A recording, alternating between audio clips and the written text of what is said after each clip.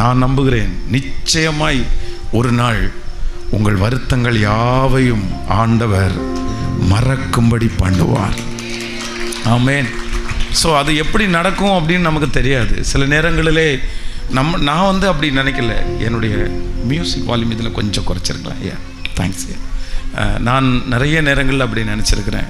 So எப்படி என்னுடைய வாழ்க்கையில் கடந்து வந்த பாதையெல்லாம் எப்படி மறக்க முடியும்? மறக்கவே முடியாது. எங்களுடைய தாயார் வந்து 2 மாடு வச்சுருந்தாங்க. அப்போ ஒரு நாள் வந்து இந்த அருமனை பக்கத்தில் ஒரு மிருக டாக்டர் ஒருத்தர் இருக்கார்.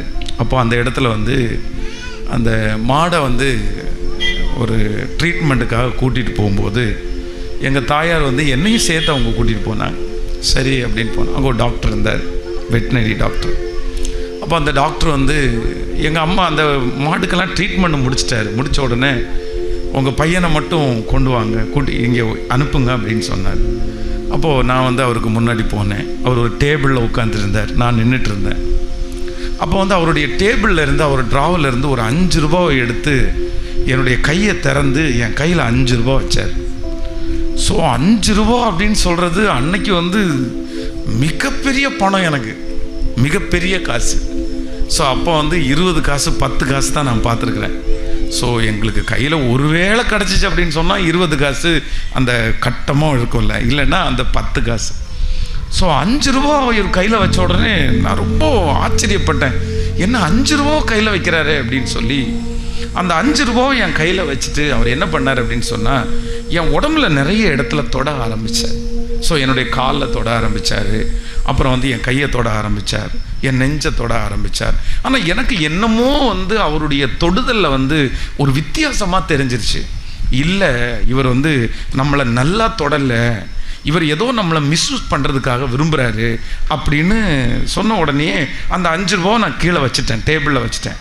உடனே அவர் என்ன பார்த்து சொன்னார், நீ வந்து டெய்லி ஸ்கூலுக்கு போயிட்டு, ஸ்கூல் வந்து இங்கே நான் வந்து ஒரு சின்ன ஸ்கூலில் தான் படித்தேன், அருமனையில்.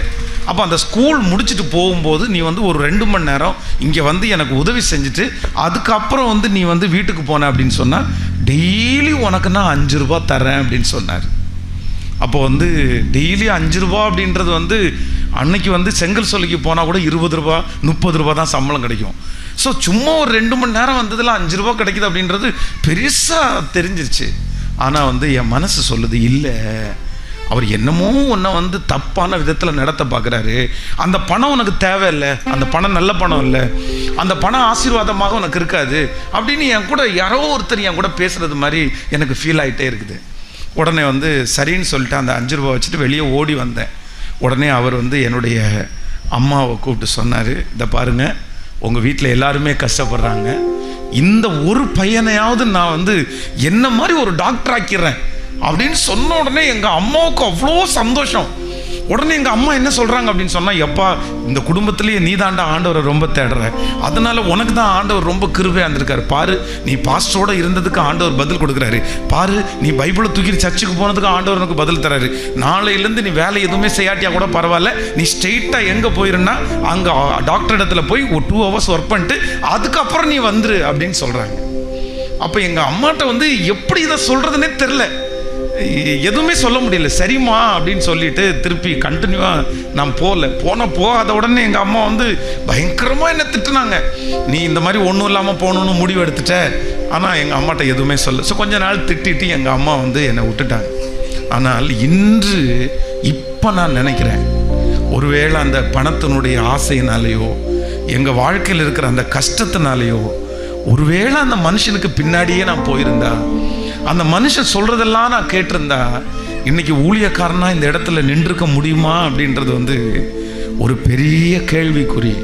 எனக்கு வந்து தெரிஞ்சு நான் அதுலேருந்து தப்பிச்சேன் அப்படின்னு சொல்ல முடியல. நான் தெரிஞ்சு தப்பிச்சேன், நானே அவாய்ட் பண்ணிட்டேன், எனக்கு அந்த பண ஆசையே வரல, எனக்கு அந்த வந்து பணம் வேண்டான்னு நான் உதறி தள்ளினேன் அப்படின்னு நான் நினைக்கல. ஆனால் நான் நம்புகிறேன், என்னமோ தெரில, ஆண்டவருடைய ஒரு பெரிய இரக்கம் என் மேலே இருந்ததுனால அந்த காரியங்களிலிருந்து கர்த்தர் கிருபையாய் தப்புவித்தார். அவரே தப்புவித்தார். அப்போ அப்போ ஆண்டவருடைய பிள்ளைகளே, நம்முடைய ஆண்டவர் நம்மை எப்படி வச்சிருக்கிறார் அப்படின்னு சொன்னா, நம்முடைய கண்ணுக்கு தெரியாத நிறைய ஆபத்துகளிலிருந்து நம்மை காப்பாற்றுகிறவர் கர்த்தர். இதுவரையிலும் உங்களுக்கு விரோதமாய் வந்திருக்கிற நிறைய ஆயுதங்களை நீங்கள் பார்த்திருப்பீர்கள். அதெல்லாம் உங்க கண்களுக்கு முன்னாடி வந்த ஆயுதம். இந்த மனுஷன் எனக்கு விரோதி, இந்த மனுஷன் எனக்கு விரோதி. ஆனா அவங்களெல்லாம் கண்டுபிடிச்சு நம்ம நிறைய நேரத்துல அவங்கள சத்துருவாய் பார்க்கிறோம். நீ எனக்கு விரோதமாக எழும்பினல்ல, நீ எனக்கு விரோதமாக வந்தல்ல. ஆனால் நம்முடைய கண்ணுக்கு தெரியாம நமக்கு முன்பாக நல்லவர்களாக பேசிட்டு, நமக்கு முன்பாக நல்லவர்களாக இருந்துட்டு, நமக்கு பின்பாக குழி வெட்டின எத்தனையோ குழிகளுக்கு கர்த்தர் நம்மை கிருபையாய் காப்பாற்றி இருக்கிறார், தயவாய் காப்பாற்றி இருக்கிறார். நான் நம்புறேன், ஆண்டவர் நமக்கு நன்மை செய்வார் என்கிறதற்கு ஒரு மிகப்பெரிய அடையாளம் என்னன்னா, இத்தனை ஆபத்துகளும், இத்தனை எதிர்ப்புகளும், இத்தனை மரண பயங்களும் வந்த போதிலும் இன்று வரையிலும் நீங்களும் நானும் ஜீவனோடு இருக்கிறதுனால நான் நம்புகிறேன், ஆண்டவர் உங்கள் மேலும் என் மேலும் பெரிய நோக்கத்தை வைத்திருக்கிறார். நிச்சயமாகவே நம்மை கைவிட மாட்டார். இந்த ஜெபத்தில் இருக்கிற உங்களுடைய வாழ்க்கையில ஒருவேளை எல்லாமே உங்களை விட்டு போயிருக்கலாம். பாஸ்டர், எதுவுமே என்னிடத்துல இல்லை, என்னுடைய படிப்பு என்கிட்ட இல்லை, என்னுடைய திறமை என்கிட்ட இல்லை, என்னுடைய பரிசுத்தம் என்கிட்ட இல்லை, எதுவுமே என்கிட்ட இல்லை. நான் ஒரு நடபட மாதிரி வாழ்கிறேன், நான் வெளியே எல்லா இடத்துலையும் பேசுகிறேன், எல்லா இடத்துலையும் சிரிக்கிறேன். ஆனால் நான் வெளியே வருவேனா, நான் வெற்றி அடைவேனா, இதற்கு எந்த வாய்ப்புமே இல்லை. இன்னும் உயிர் மட்டும்தான் எனக்கு இருக்குது, வேற எல்லாமே என்னை விட்டு போயிருச்சு. ஆனால் நான் நம்புகிறேன், ஆண்டவரை பொறுத்த வரைக்கும் உங்க வாழ்க்கையில எல்லாமே உங்களை விட்டு போனாலும் உயிர் மட்டும் உங்களுக்கு இருந்தா போதும், சகலத்தையும் திருப்பி தருவதற்கு. நம்புறவங்க நல்ல கரங்களை தட்டி ஆமென். நம்முடைய உயிர் மட்டும் இருந்தாலே நமக்கு சகலத்தையும் நமக்கு கொடுக்கிறதற்கு கர்த்தர் வல்லவராக இருக்கிறார். ஆமென். யோபுவை குறித்து வேதம் சொல்லுகிறது, யோபுக்கு எல்லாமே அவனை விட்டு போயிருச்சு, எல்லாமே அவனை விட்டு போயிருச்சு. அவனுடைய சொத்து, அவனுடைய சுகம், அவனுடைய வேலை, அவனுடைய வருமானம், அவனுடைய பிள்ளைகள் எல்லாம் போய் கடைசியில் அவனுடைய சரீரம் கூட ரொம்ப கெட்டு போயிடுச்சு. வேதம் சொல்லுகிறது, உச்சம் தலையிலிருந்து உள்ளங்கால் வரைக்கும் அவனுக்கு பருக்களால அந்த வேதனையை அவங்க மனைவியால தாங்கவே முடியல. ஒரு உத்தமனுக்கு இந்த பிரச்சனையா, ஒரு சன்மார்க்கனுக்கு இவ்வளவு பெரிய பிரச்சனையா? அப்ப அவங்க சொல்றாங்க, நீங்க ஜீவனோடு இருக்கிறதே வேஸ்ட், நீங்க எதுக்கு இவ்வளவு கஷ்டத்தோட ஜீவனோட இருக்கிறீங்க? நீங்க உயிரை மாச்சுக்குங்க, இனி உங்க வாழ்க்கையில ஒண்ணுமே இல்லை, எல்லாத்தையுமே இழந்துட்டீங்க. நிர்வாணியா என் தாயின் கர்ப்பத்திலிருந்து பிறந்தேன், நிர்வாணியாய் அவ்விடத்திற்கு திரும்புவேன். கர்த்தர் கொடுத்தார், கர்த்தர் எடுத்தால், கர்த்தருடைய நாமத்திற்கு ஸ்தோத்திரம். எல்லாமே அவனை விட்டு போயிடுச்சு, எல்லாமே அவனை விட்டு போயிடுச்சு. கடைசியில் இருந்தது உயிர் மட்டும்தான். ஆனால் வேதம் சொல்லுகிறது, அந்த கடைசி அதிகாரம் முடியும் போது யோபுனுடைய முன்னிலைமையை காட்டிலும் அவனுடைய பின்னிலைமையை கர்த்தர் இரண்டத்தனையாய் ஆசீர்வதித்தார். அவன் இழந்த அனைத்தையும் ஆண்டவர் அவனுக்கு திரும்ப கர்த்தர் தந்தார். அவனுக்கு நல்ல குமாரரையும் குமாரத்திகளையும் கர்த்தர் தந்தார். அவனுடைய குமாரத்திகளை போல அழகுள்ளவர்கள் அந்த தேசத்திலே இல்லையாமா. இந்த ஜெபத்தில் இருக்கிற யாரோ ஒருத்தர், பாஸ்டர் இந்த வார்த்தை எனக்காக தான் பேசப்படுகிறது, நான் எல்லாத்தையுமே இழந்துட்டேன் பாஸ்டர், என்னுடைய பலத்தை இழந்துட்டேன், என்னுடைய மனசை நான் விட்டுட்டேன், என்னுடைய சொத்தை இழந்துட்டேன், இனி இழக்கிறதற்கு இந்த உயிர் மட்டும்தான் எனக்கு இருக்குது, உயிர் மட்டும்தான் எனக்கு இருக்குது. திரும்பி அது வருமா, திரும்பி அது கிடைக்குமா, என்ன கடவுள் மீண்டும் என்னை எடுப்பாரா, எனக்கு என்னமோ ரொம்ப சந்தேகமா இருக்குது, நான் திரும்ப அதே மாதிரி மாறுவேனா அப்படின்ற சந்தேகமா இருக்குது. ஆனால் நான் இந்த பலிபீடத்திலிருந்து உங்களை மனதார ஆசீர்வதிக்கிறேன். நீங்க இழந்தது எல்லாவற்றையும் கர்த்தர் 2 மடங்கு நிச்சயம் திரும்பி தருவார், சீக்கிரமாய் திரும்பி தருவார். நீங்க வெட்கப்பட்டு போன அந்த இடத்துல கர்த்தர் உங்கள் தலைகளை நிச்சயம் நிமிர பண்ணுவார். ஆகாது என்று தள்ளப்பட்ட அந்த இடத்துல கர்த்தர் உங்கள் தலைக்கு மூளைக்கல்லாய் மாற்றுவார். நம்புறவங்க கரங்களை மேல தட்டி ஆமென், ஆமென். ஸ்தோத்திரம், அவ்வளவுதான், இதுக்கு மேல உன்னால வரவே முடியாதுன்னு சொன்ன நிறைய பேருக்கு முன்பாக உங்கள் தலைகள் உயர்த்தப்படும். கர்த்தர் அதற்காக தான் ஜீவனையே கர்த்தர் தந்திருக்கிறார். இங்கே இருக்கிற எத்தனையோ பேருக்கு மரண சம்பந்தமான ஆபத்துகள், மரண கண்ணிகள், செத்துருவோமோன்னு நினைச்சோம், ஆபத்து நமக்கு பக்கத்தில் வந்துருச்சு, ஆபத்துக்கும் நமக்கும் ரொம்ப தூரமே இல்லை. ஆனால் கர்த்தர் என்ன பண்ணாருன்னா அந்த ஆபத்திலிருந்து உங்களையும் என்னையும் கிருபையாய் மீட்டு கொண்டார்.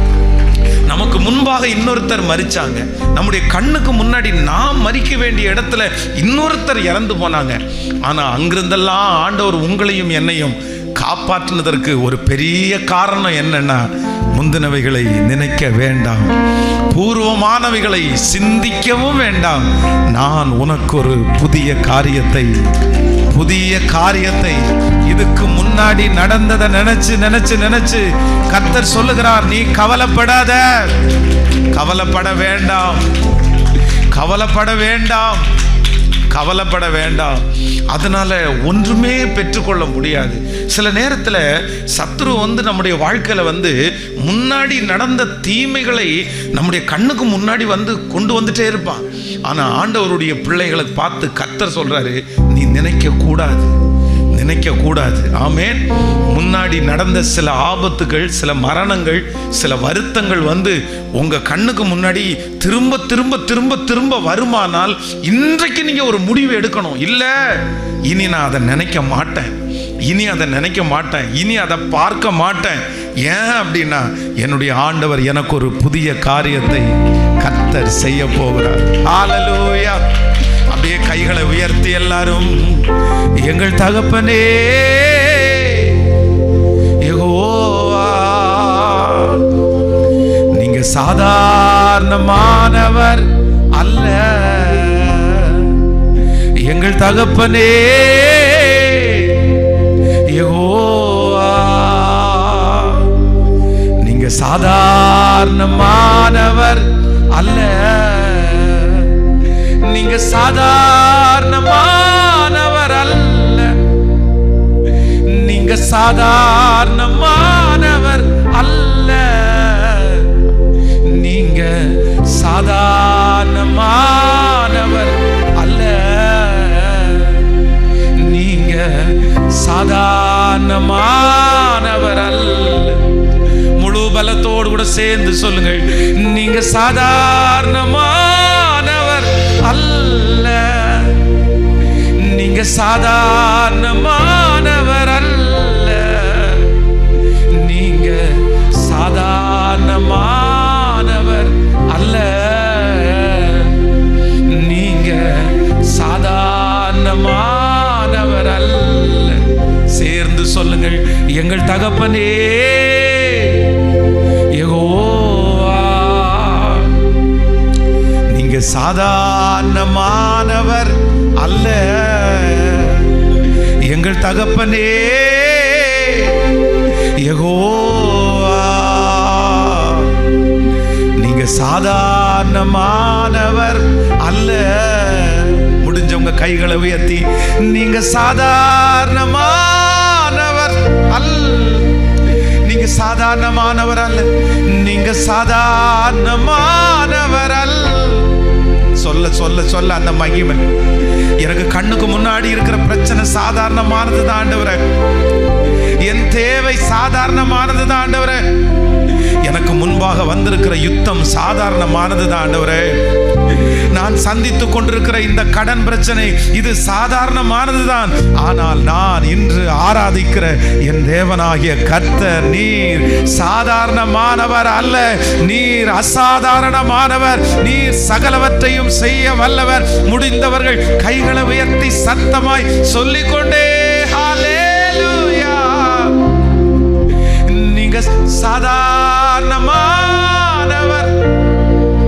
இயேசுவா, இயேசுவா, நீங்க சாதாரணமானவர் அல்ல. நீங்க உங்க சத்தம் கேட்கட்டும். உங்க சத்தம் உயர்ந்த சத்தமாய், இப்பொழுது உங்க பிள்ளைக்கு விரோதமாய் இருக்கிற அந்த கட்டுகளை கர்த்தர் உடைக்கிறாரு. இதோ முடிஞ்சிட்டாங்கன்னு நினைக்கிறவங்களுக்கு முன்பாக கர்த்தர் ஒரு பந்தியை ஆயத்தப்படுத்த போறாரு. எஸ், ஹல்லேலூயா. நீங்கள் இப்பொழுது இருக்கிறதை பார்க்கிலும் கர்த்தர் பல மடங்கு ஆசீர்வதிக்கும்படியாய் கர்த்தர் இறங்கி வருகிறார். ஆண்டவரோட ஒரு பெரிய உறவை கர்த்தர் தரப்போகிறார். முழு பலத்தோடு. நீங்க சாதாரணமானவர் அல்ல. பாடுங்க பாடுங்க பாடுங்க. நீங்க சாதாரணமானவர் அல்ல. நீங்க சாதாரணமானவர் அல்ல. நீங்க சாதாரணமானவர் அல்ல. நான் சாதாரணமானவன் தான் ஆண்டவரே, நான் சாதாரணமானவன் தான் ஆண்டவரே. ஆனால் நான் ஆராதிக்கிற தேவனாகிய கர்த்தர் நீர் அசாதாரணமானவர். நீங்க சாதாரணமானவர். நன்றி நன்றி. நிறைய பேருடைய கட்டுகளை கர்த்தர் உடைச்சிட்டு இருக்கிறத நான் பார்க்கிறேன். அவர் அசாதாரணமானவர் என்கிறத இந்த வருஷம் முடிகிறதுக்குள்ள நிறைய பேருடைய வாழ்க்கையில கர்த்தர் நிறைவேற்ற போறார். கர்த்தர் நிறைவேற்ற போறார். நீங்க சாதாரணமானவர் அல்ல. ஹல்லேலூயா. ஆண்டவருக்கு முன்பாக, கர்த்தருக்கு முன்பாக நம்முடைய பிரச்சனைகள் எவ்வளவு பெரிய புயல் போல் இருந்தாலும் வேதம் சொல்கிறது, எவரையும் மேன்மைப்படுத்தவும் பலப்படுத்தவும் அவருடைய கரத்தினால் ஆகும். 5 அப்பத்தையும் 2 மீனையும் கொண்டு வந்து சீடர்கள் ஆண்டவரை பார்த்து கேட்கும்போது என்ன கேட்குறாங்கன்னா, ஆண்டவரே, இத்தனை 1000 பேர் இருக்கிறாங்கல்ல, இத்தனை 1000 பேர் இருக்காங்கல்ல, இத்தனை 1000 பேருக்கு இந்த சாப்பாடு எப்படி பத்தும்? கண்டிப்பாக பத்தாது. நாங்கள் இந்த ஊரில் போய் எல்லா கடையிலையும் போய் சாப்பாடு வாங்கினா கூட இத்தனை பேருக்கு கொடுக்கறதுக்கு ஒன்றுமே முடியாது. ஆனால் வேதம் சொல்லுகிறது, கர்த்தர் அதை அவருடைய கரத்தில் வாங்கினார். கர்த்தர் அதை கரத்தில் வாங்கினார். அந்த கரத்தில் வாங்கி அவர் ஸ்தோத்திரம் பண்ணினார். வேதம் சொல்லுகிறது, புருஷர்கள் மட்டும் 5000 பேர் சாப்பிட்டாங்க, பிள்ளைகள் சாப்பிட்டாங்க, பெரியவங்க சாப்பிட்டாங்க. மிச்சம் 12 கூடை நிறைய கர்த்தர் மிச்சம் எடுக்க உதவி செய்தாராமா. நான் நம்புறேன், இந்த ஜெபத்தில் இருக்கிற ஆண்டவருடைய பிள்ளைகளே, உங்களுடைய வாழ்க்கையில நீங்க கற்றுக்கொள்ள வேண்டியது ஒன்று என்ன அப்படின்னு சொன்னா, நீங்க என்னைக்கு ஆண்டவருடைய கரத்துல உங்க வாழ்க்கைய, உங்க பிரச்சனைய நீங்க கொடுக்குறீங்களோ, அன்னைக்கு தான் ஆண்டவர் வெற்றியை தருவதற்கு வல்லவரா இருக்கிறார். நீங்க போராடக்கூடாது.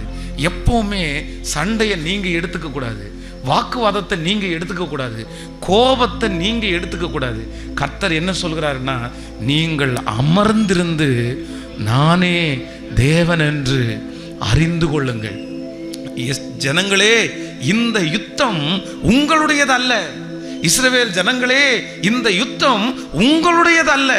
இந்த யுத்தம் யாருடையது என்றால், இந்த யுத்தம் கர்த்தருடையது.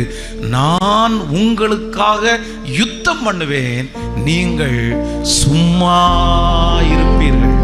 நம்முடைய வாழ்க்கையில இருக்கிற ஒரு மிகப்பெரிய பிரச்சனை என்ன அப்படின்னு சொன்னா, எல்லாத்தையுமே நம்ம எடுத்துக்கிறோம், நம்மளே நம்ம கஷ்டப்படுத்திக்கிறோம், நம்மளே நம்ம ரொம்ப யோசிக்கிறோம். இல்லை, கொடிய இடுக்கண்ணில் நான் அகப்பட்டிருக்கிறேன், இப்பொழுது நான் கர்த்தருடைய கரத்திலே விழுவேனாக. அவருடைய இரக்கங்கள் மகா பெரியது, மனுஷனுடைய கையிலே விழாதிருப்பேனாக. இன்றைக்கு இந்த 3வது நாள் இந்த கன்வென்ஷன் கூட்டத்தில் இங்கே வந்திருக்கிற சிலருடைய பிரச்சனைக்கு கர்த்தர் தீர்வை கட்டளையிட போகிறார். இத்தனை நாட்களும் நீங்கள் போராடி கொண்டிருந்த நிறைய போராட்டத்திற்கு கர்த்தர் இன்று ஒரு முடிவை கர்த்தர் தரப்போகிறார். நான் நம்புகிறேன், இன்று கண்ட எகிப்தியனை நீங்கள் இனி காணப்போவது இல்லை. இனி அந்த பிரச்சனையை நீங்கள் தேடியும் நீங்கள் காண மாட்டீர்கள். பல ஆண்டுகளாக, பல மாதங்களாக வம்சமாக தொடருகிற நிறைய சாபங்களை கர்த்தர் இந்த கன்வென்ஷன் கூட்டங்கள் 4 நாட்கள் முடியும் போது கர்த்தர் ஒரு தீர்வுக்கு கர்த்தர் கொண்டு வர போகிறார். கர்த்தர் ஒரு முடிவிற்கு கொண்டு வர போகிறார். நிச்சயமாகவே முடிவு உண்டு. உன் நம்பிக்கை வீண் போகாது என்று சொன்ன கர்த்தர் பலிபீடத்திலிருந்து நான் தீர்க்க தரிசனமாய் சொல்லுகிறேன், என் ஜனமாகிய இஸ்ரவேலுக்கு போய் சொல்லுங்கள், அவள் போர் முடிந்தது என்று சொன்ன கர்த்தர் யுத்தங்களை தடுத்து நிறுத்த போகிறார். அந்த போரை தடுத்து நிறுத்த போகிறார். ஆமென். காற்றையும் காண மாட்டீர்கள், மழையையும் பார்க்க மாட்டீர்கள், ஆனாலும் உங்கள் பள்ளத்தாக்கை தண்ணீரால் நிரப்ப பண்ணுகிற கர்த்தர். ஹல்லேலூயா. ஆண்டவர் நம்முடைய வாழ்க்கையில சில சோதனைகள் பாடுகள் வரும்போது கர்த்தர் நம்மளை பார்த்துட்டே இருப்பாரு. கர்த்தர் நம்மளை பார்த்துட்டே இருப்பாரு. என்ன பார்த்துட்டு இருக்கிறார் அப்படின்னா, என் பிள்ளை இந்த நேரத்தில் எங்க போறான் அப்படின்றத பார்த்துட்டே இருப்பாரு. எங்க போறான் எங்க போறான். ஒரு கடந்த நாட்களிலே ஒரு மருமகள் மாமியாரை என் வீட்டில் இருக்கவே கூடாது அப்படின்னு என்கிட்ட சொன்னாங்க. பாஸ்டர், நீங்கள் என்ன பண்ணுவீங்களோ தெரில, அந்த மாமியார் என் வீட்டில் இருக்கவே கூடாது, நான் அவங்கள அனுமதிக்கவே மாட்டேன், எப்படியாவது நீங்கள் பேசி நீங்கள் அவங்கள மாற்றிருங்க, இல்லைன்னா நான் தற்கொலை பண்ணிக்க வேண்டியது இருக்கும், நான் என்னமோ பண்ணிக்குவேன். அப்போ நான் கேட்டேன், இவ்வளோ தூரம் உங்கள் மாமியார் மேலே நீங்கள் கசப்பாக இருக்கிறதுக்கு என்ன காரணம் அப்படின்னு கேட்டேன். அப்போ அவங்க என்ன சொன்னாங்க தெரியுமா? ஒரு ஆச்சரியமான விஷயத்தை அவங்க சொன்னாங்க. பாஸ்டர், என்னுடைய பிள்ளை பிறந்த உடனே நான் என் பிள்ளைய மாமியார் இடத்துல விட்டுட்டு நான் கவர்மெண்ட் வேலை பார்க்குறேன், அதனால நான் வேலைக்கு போயிட்டேன். என் பிள்ளைய அவங்க தான் குளிப்பாட்டினாங்க, என் பிள்ளைக்கு அவங்க தான் ட்ரெஸ் போட்டாங்க, என் பிள்ளைக்கு அவங்க தான் பால் பாட்டிலில் ஊட்டி விட்டாங்க. இப்போ என் பிள்ளை பசிச்சா உடனே ஆச்சி அப்படின்னு எங்க மாமியார்கிட்ட போறாங்க, துணி மாறணும்னா ஆச்சி அப்படின்னு போறாங்க. என்னால இதை தாங்கவே முடியல. நான் அம்மா தானே, நான் அம்மா இருக்கேன்ல, எங்கிட்ட என் பிள்ளை வரணும்ல. சரி, காலையிலேருந்து சாயந்தரம் வரைக்கும் எங்க மாமிகிட்ட எங்க பிள்ளை இருக்குது, பரவாயில்ல. அது முடிச்சதுக்கு பிறகாவது நான் வந்ததுக்கு பிறகாவது அம்மா அப்படின்னு ஓடி வரணும்ல. அப்போ ஒரு நல்ல மாமியார் இருந்தா என்ன சொல்லியிருப்பாங்க? அது உங்க அம்மா, நீ அம்மாட்ட போய் பேசு, அம்மா உனக்கு சாப்பாடு ஊட்டுவாங்க, அம்மா உனக்கு ட்ரெஸ் போடுவாங்க அப்படின்னு தானே பாஸ்டர் சொல்லணும். ஆனா எப்படி அவங்க என்கரேஜ் பண்ணலாம்? என்கரேஜ் பண்ணக்கூடாது இல்ல. அப்ப நான் எப்படி? அப்போ தன்னுடைய பிள்ளை தன்னிடத்துல தேவைன்னு வரும்போது தங்கிட்ட கேட்கல அப்படின்றத அந்த அம்மாவால என்ன பண்ண முடியலன்னா தாங்கிக்கவே முடியல. என் பிள்ளைக்கு நான் கொடுக்க மாட்டேனா? என் பிள்ளைக்கு நான் ஊட்ட மாட்டேனா? என் பிள்ளைய நான் குளிப்பாட்ட மாட்டேனா? என் பிள்ளைய நான் படிக்க வைக்க மாட்டேனா? என் பிள்ளை என்கிட்ட வரல, என் பிள்ளை என்கிட்ட வரல, என் பிள்ளை என்கிட்ட வரணும், என் பிள்ளை என்கிட்ட வரணும். அப்போ ஆண்டவருடைய பிள்ளைகளே, இந்த சத்தத்தை கேட்கிற, இந்த ஜபத்தில் இருக்கிற நீங்க எங்கெங்கயோ நீங்க ட்ரை பண்ணலாம், எங்கெங்கயோ நீங்க போயிருக்கலாம். உங்க தேவைக்காக யார் முன்னாடி போய் நிக்கலாம், உங்க பிரச்சனைக்காக எந்த மனுஷனுக்கு பின்னாடி போய் நிக்கலாம். ஆனா ஆண்டவர் இன்றைக்கு இந்த ஜபத்தில் இருக்கிற உங்களிடத்திலையும் என்னிடத்திலையும் என்ன எதிர்பார்க்கிறார் அப்படின்னு சொன்னா, நீங்களும் நானும் நம்முடைய வாழ்க்கையில சூழ்நிலைன்னு வரும்போது, தேவைன்னு வரும்போது, பிரச்சனைன்னு வரும்போது எங்க போய் நிக்கணும்னு ஆண்டவர் எதிர்பார்க்கிறாருன்னா, ஆண்டவரிடத்துல போய் நிற்கணும்னு கர்த்தர் எதிர்பார்க்கிறார். இந்த ஜெபத்துல இருக்கிற சிலருடைய வாழ்க்கையிலே ஏன் நஷ்டம் தெரியுமா? ஏன் தோல்வி தெரியுமா? நீங்க இவ்வளவு முயற்சி எடுத்தும் ஏன் நடக்கல தெரியுமா? இத்தனை பிரச்சனைக்கு காரணம் என்ன தெரியுமா? வேற எதுவுமே காரணம் இல்லை சிஸ்டர், வேற எதையுமே காரணம் இல்லை பிரதர். நீங்க எங்கெங்கயோ போயிட்டீங்க, உங்க மூளையில அவ்வளவு யோசிச்சீங்க, உங்க கைகளினால அவ்வளவு செய்ய நினைச்சீங்க. இங்க இருக்கிற நிறைய பேர் அந்த பிரச்சனையை ஆரம்பிச்சதுல இருந்து நிறைய பேர் தூங்கல, நிறைய பேர் இன்னொருத்தரை சுட்டி காட்டுறாங்க, நான் இப்படி இருக்கிறதுக்கு இவன் தான் காரணம், நான் இப்படி இருக்கிறதுக்கு இவன் தான் காரணம். ஒன்னு நல்லா நினைச்சுக்குங்க, நீங்க இன்னொருத்தர காரணம் காமிச்சு கண்டிப்பா உங்க வாழ்க்கையில வெற்றி அடைய முடியாது. நான் இப்படி இருக்கிறதுக்கு எங்க அம்மா தான் காரணம், எங்க அப்பா தான் காரணம், எனக்கு அவங்க தான் காரணம். பாருங்க, இன்னைக்கு இருக்கிற நிறைய வாலிப பிள்ளைங்க கூட இப்படி சொல்லிட்டு திரிவாங்க, எங்க அம்மா என்னை படிக்க வைக்கல, எங்க அப்பா எனக்கு படிக்க வைக்கல. நான் ஒரு நல்ல அம்மாவுடைய வயிற்றுல பிறந்திருந்தா, நல்ல ஒரு அப்பாவுடைய வயிற்றுல பிறந்திருந்தா, ஒரு பணக்கார வீட்டில் பிறந்திருந்தா. ஆனா ஒன்று நினைத்து கொள்ளுங்கள், இன்னொருத்தர காரணம் காமிச்சு நம்ம வாழ்க்கையில ஒரு நாளும் வெற்றி அடைய முடியாது. காரணம் காமிச்சு அப்படியே தான் இருப்பீங்க. இன்னொருத்தர காரணம் காமிக்கிறத விட்டுட்டு நான் அந்த மாதிரி ஆயிடக்கூடாதுன்னு நினைச்சு நீங்க முயற்சி எடுத்தீங்கன்னா கர்த்தர் உங்களை ஆசீர்வதித்து உங்க மூலமாய் அவர்களை ஆசீர்வதிக்கிறதற்கு கர்த்தர் வல்லவரா இருக்கிறார். இன்றைக்கு இந்த 3வது நாள் கன்வென்ஷன் கூட்டத்தில் ஒரு தீர்மானம் எடுங்க. ஆண்டவரே, நான் எந்த சூழ்நிலையிலையும் நான் எங்க வந்து நிற்பேன் அப்படின்னு சொன்னா உங்களிடத்துல வந்து நிற்கக்கூடிய ஒரு கிருபையை கர்த்தர் எனக்கு தருவீராக. உங்கள்கிட்ட வந்து நிற்கணும். இப்போ இந்த ஜெபத்தில் இருக்கிறவங்கள்ட்ட கேட்குறேன், நீங்க முழங்கால் படிட்டு தோற்று போயிருக்கீங்களா? நீங்க பல நாட்கள் அழுது ஜெபம் பண்ண ஜெபத்திற்கு உங்களுக்கு பதிலே கிடைக்காம இருந்திருக்குதா? இங்க இருக்கிற நிறைய பேர் ஆண்டவருடைய அற்புதத்தை கண்ணார பார்த்தவங்க. ஆண்டவர் ஒரு நாள் உங்களுடைய ஜெபத்தை கேட்டு நேரடியா வந்து அற்புதம் செய்தார். இங்க இருக்கிற நிறைய பேர் இன்னைக்கு ஆசீர்வதிக்கப்பட்டிருக்கிறதுக்கு காரணம் உங்க திறமை கிடையாது, உங்க முன்னோர்கள் கிடையாது. கர்த்தர் தான் உங்களை இவ்வளவு தூரம் கொண்டு வந்திருக்கிறார். ஒன்றும் இல்லாத இடத்திலிருந்து கர்த்தர் உங்களை தூக்கி எடுத்து இவ்வளவு தூரம் கொண்டு வந்த கர்த்தர் இனி கைவிட்டு விடுவாரா? இந்த பிரச்சனையில கைவிட்டு விடுவாரா? இந்த சூழ்நிலையில கைவிட்டுவாரா? வேதம் சொல்லுகிறது, அவர் மனம் மாற அவர் மனுப்புத்திரன் அல்ல. அவர் நேற்று ஒரு ஆண்டவர், இன்று ஒரு ஆண்டவர் அல்ல. இயேசு கிறிஸ்து நேற்றும் இன்றும் என்றும் மாறாதவரா இருக்கிறார். இந்த சத்தத்தை யார் வீடுகளில் உட்கார்ந்து ஒருவேளை கேட்டுக்கொண்டிருக்கலாம். நீங்க ஆண்டவரே அறியாதவர்களா இருக்கலாம். ஒருவேளை இந்த ஆண்டவருக்கும் உங்களுக்கும் சம்பந்தம் இல்லாதவர்களா இருக்கலாம். ஆனா இந்த பலிபீடத்திலிருந்து நான் சொல்லுகிறேன், உங்க பிரச்சனையை கொண்டு வந்து கர்த்தர் சமூகத்திலே நீங்கள் கொண்டு வருவீர்களே ஆனால், அவர் சமூகத்தில் முழங்கால் படியிடுவீர்களே ஆனால், கண்டிப்பாக உங்களை மேன்மைப்படுத்துவதற்கு ஒரு கர்த்தர் உண்டு. அந்த கர்த்தர் அழைக்கிறார், நீ வா, நான் உன்னை அலங்கரிப்பேன். ஆமென். ஆனா சத்துரு வந்து பாருங்க, அப்படியே தடை கொண்டுருவான். நீங்க வரவே கூடாதுன்னு தடுத்து நிறுத்திடுவான். அப்படியே கோபத்தை உண்டு பண்ணிடுவான். நீங்க கொஞ்சம் ஆண்டவரோட நெருங்கி கொஞ்சம் தாழ்ந்து போகலாம், கோபப்படாதுன்னு நினைச்சா அப்பதான் அப்படியே. எப்பவுமே ஒன்று நினைத்து கொள்ளுங்கள், நீங்க வைராக்கியம் ஆக ஆகதான் அக்கினி சூளை 7 மடங்கு அதிகமாகும். ஆமென். நீங்க விசுவாசத்துல குறையும் போது உங்களுக்கு முன்பாக இருக்கிற பரீட்சை பெருசாகாது. ஆனா நீங்க விசுவாசத்துல வளர வளர, நீங்க சவால் விட விட, நீங்க வந்து பொருத்தனை எடுக்க எடுக்க அங்க இருக்கிற அக்கினி சூளை 7 மடங்கு அதிகமாகும்.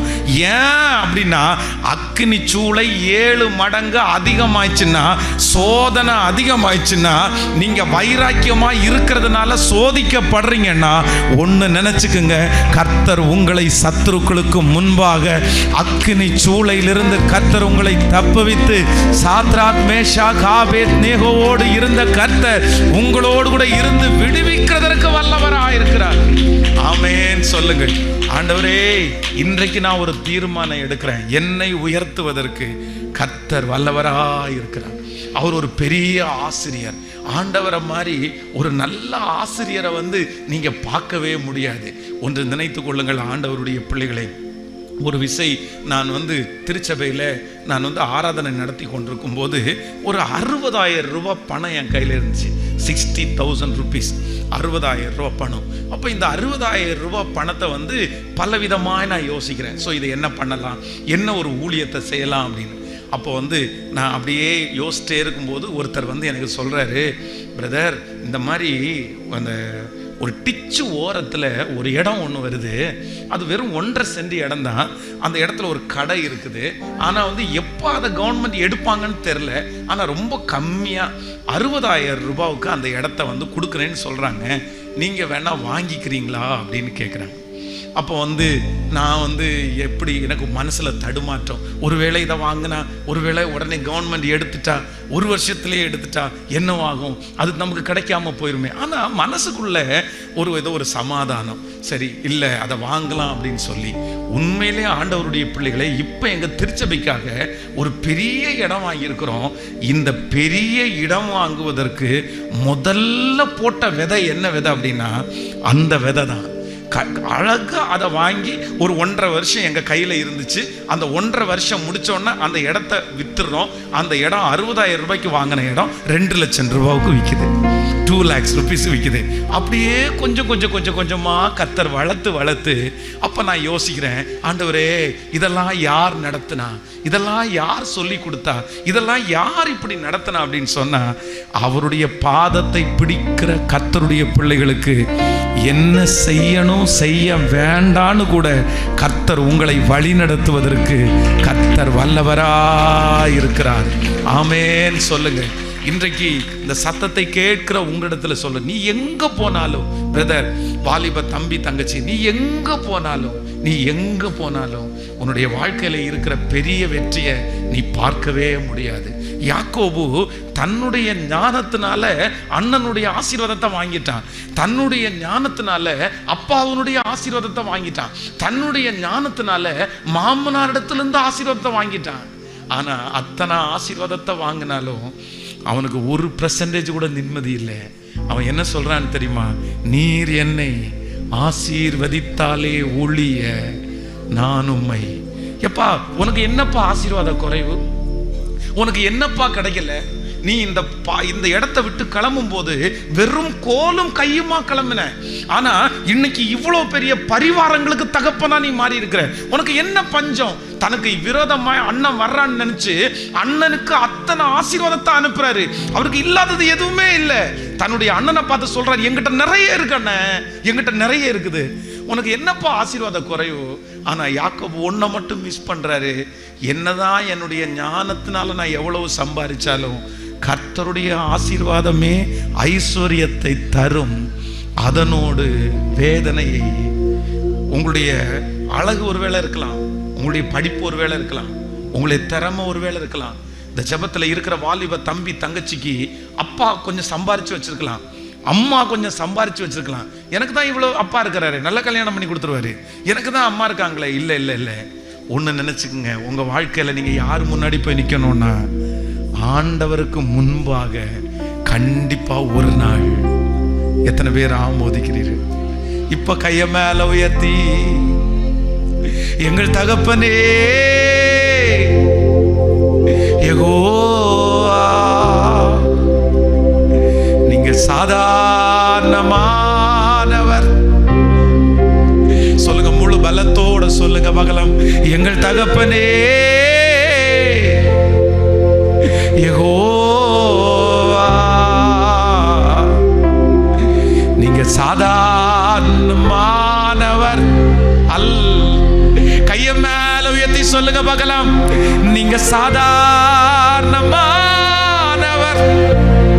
சத்தமா சத்தமா சத்தமா, நீங்க சாதாரணமானவர். ஏசப்பா ஏசப்பா ஏசப்பா, நீங்க சாதாரணமானவர். நீங்க பாட பாட ஒரு புதிய மகிமை உங்க மேல கடந்து வருது. ஆண்டவரே, சாகிற வரைக்கும் உங்களை விட்டு மட்டும் என்னை பிரிச்சிடாதீங்க ஆண்டவரே. இந்த உலகத்துல நீ கொடுத்தது எது என்னை விட்டு போனாலும் பரவாயில்ல ஆண்டவரே, நீங்க எனக்கு வேணும் ஆண்டவரே. உங்களுக்கு முன்னாடி நான் வந்து நிக்கணும் ஆண்டவரே. நான் மனுஷனுக்கு முன்னாடி ஒரு நேரம் கை கட்டி நின்ற கூடாதுப்பா. எந்த சூழ்நிலை வந்தாலும் உங்க முன்னாடி நான் கையெடுக்கணும், உங்க முன்னாடி நான் நிக்கணும். எனக்கு தெரியும், உங்க முன்னாடி நான் நின்னேன்னா எனக்கு விரோதமா இருக்கிற சகல காரியங்களும் இடிந்து விழுன்னு எனக்கு தெரியும். சொல்லுங்க கைகளை உயர்த்தி, நீங்க சாதாரணமானவர். சொல்லுங்க முழு பலத்தோடு, நீங்க சாதாரணமானவர். அப்பா அப்பா அப்பா, நீங்க சாதாரணமானவர். நீங்க சாதாரணமானவர் அல்ல. சொல்லிக்கொண்டே இருங்க பார்க்கலாம், நீங்க சாதாரணமானவர். இதோ உங்களை பார்க்கிற நிறைய பேரு, இவன் கர்த்தரால் ஆசீர்வதிக்கப்பட்டவன், இவள் கர்த்தரால் ஆசீர்வதிக்கப்பட்டவள். நீங்க சாதாரணமானவர் அல்ல, நீங்க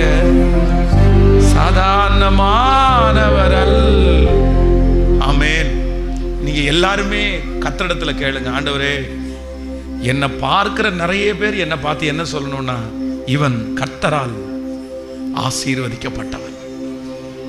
என்ன சொல்லணும் சொல்லுங்க? ஈசாக்க பகைச்சவங்க, வெறுத்தவங்க, ஒதுக்குனவங்க அவனிடத்துல வந்து என்ன சொல்றாங்க அப்படின்னு சொன்னா, நிச்சயமாய் கர்த்தர் உம்மோடு கூட இருக்கிறார் என்று கண்டோம். ஹல்லேலூயா. நம்முடைய வாழ்க்கையில எல்லாமே வந்து சேரும். வேதம் சொல்லுகிறது, தாவீதுக்கும் சவுலுக்கும் பெரிய வித்தியாசம் இருந்துச்சு. சவுல் எல்லாத்தையுமே தேடி தேடி தேடி தேடி போனான்.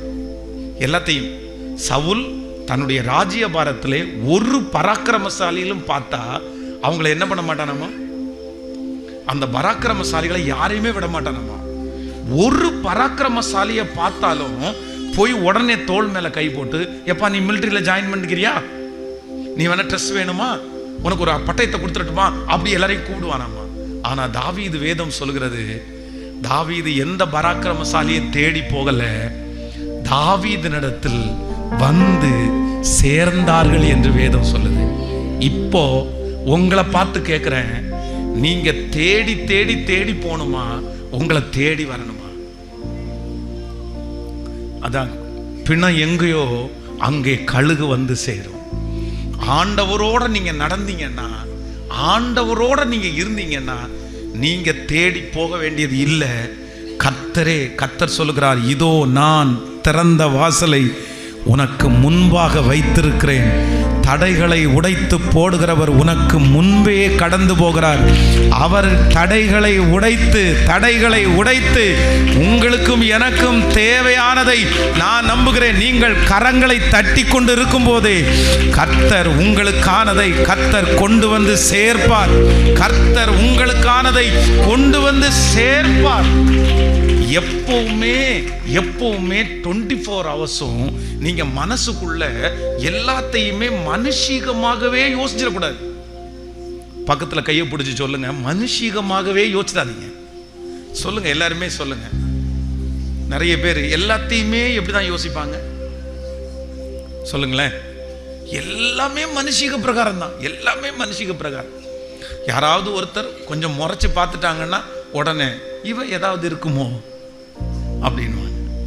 ஒருவேளை வீட்டுக்கு முன்னாடி ஏதோ எலுமிச்சம்பழமோ இல்லைன்னா ஏதாவது குங்குமோ இருந்தா உடனே யாராவது ஏதாவது சத்தமா சொல்லுங்க செஞ்சிருப்பாங்களோ அப்படின்னு. அப்போ ஆண்டவருடைய பிள்ளைகள் சிலர் வந்து எப்பவுமே என்ன பண்றாங்கன்னா, எதெடுத்தாலும் ஒரு சண்டை வந்த உடனே மாமியார் சொல்லி கொடுத்துருப்பாங்களோ,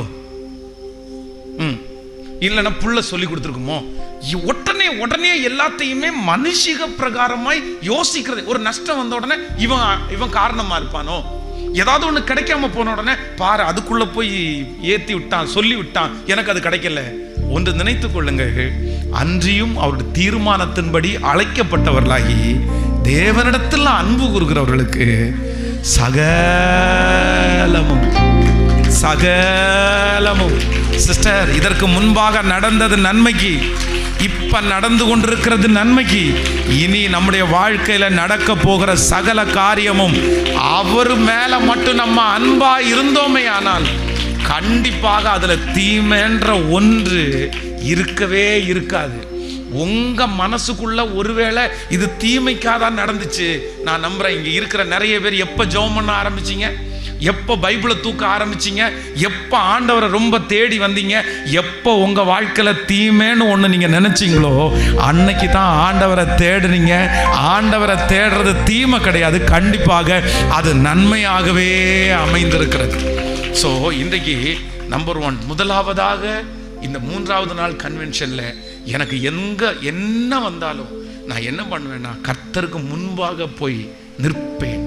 ஒரு தீர்மானம் ஆண்டவருக்கு முன்னாடி நிற்பேன். பைபிள்ல ஆசா அப்படின்ற ஒரு ராஜா ஆரம்பத்தில் ரொம்ப நல்லா இருந்தாரு, ரொம்ப ஆண்டவரை சேவிச்சார். ஆனா திடீர்னு வழி விலகி போனார். ஆண்டவர் அவரை தன் பக்கமாய் சேர்க்கிறதுக்கு எத்தனையோ முயற்சி எடுத்தார். ஆனா அவர் ஆண்டவர் பக்கமா வரவே இல்லை. கடைசியில் ஆண்டவர் என்ன கொடுக்கிறாருன்னா, ஆசா அவனுடைய கால்களில் ஆண்டவர் ஒரு வியாதியை கொடுத்தார்.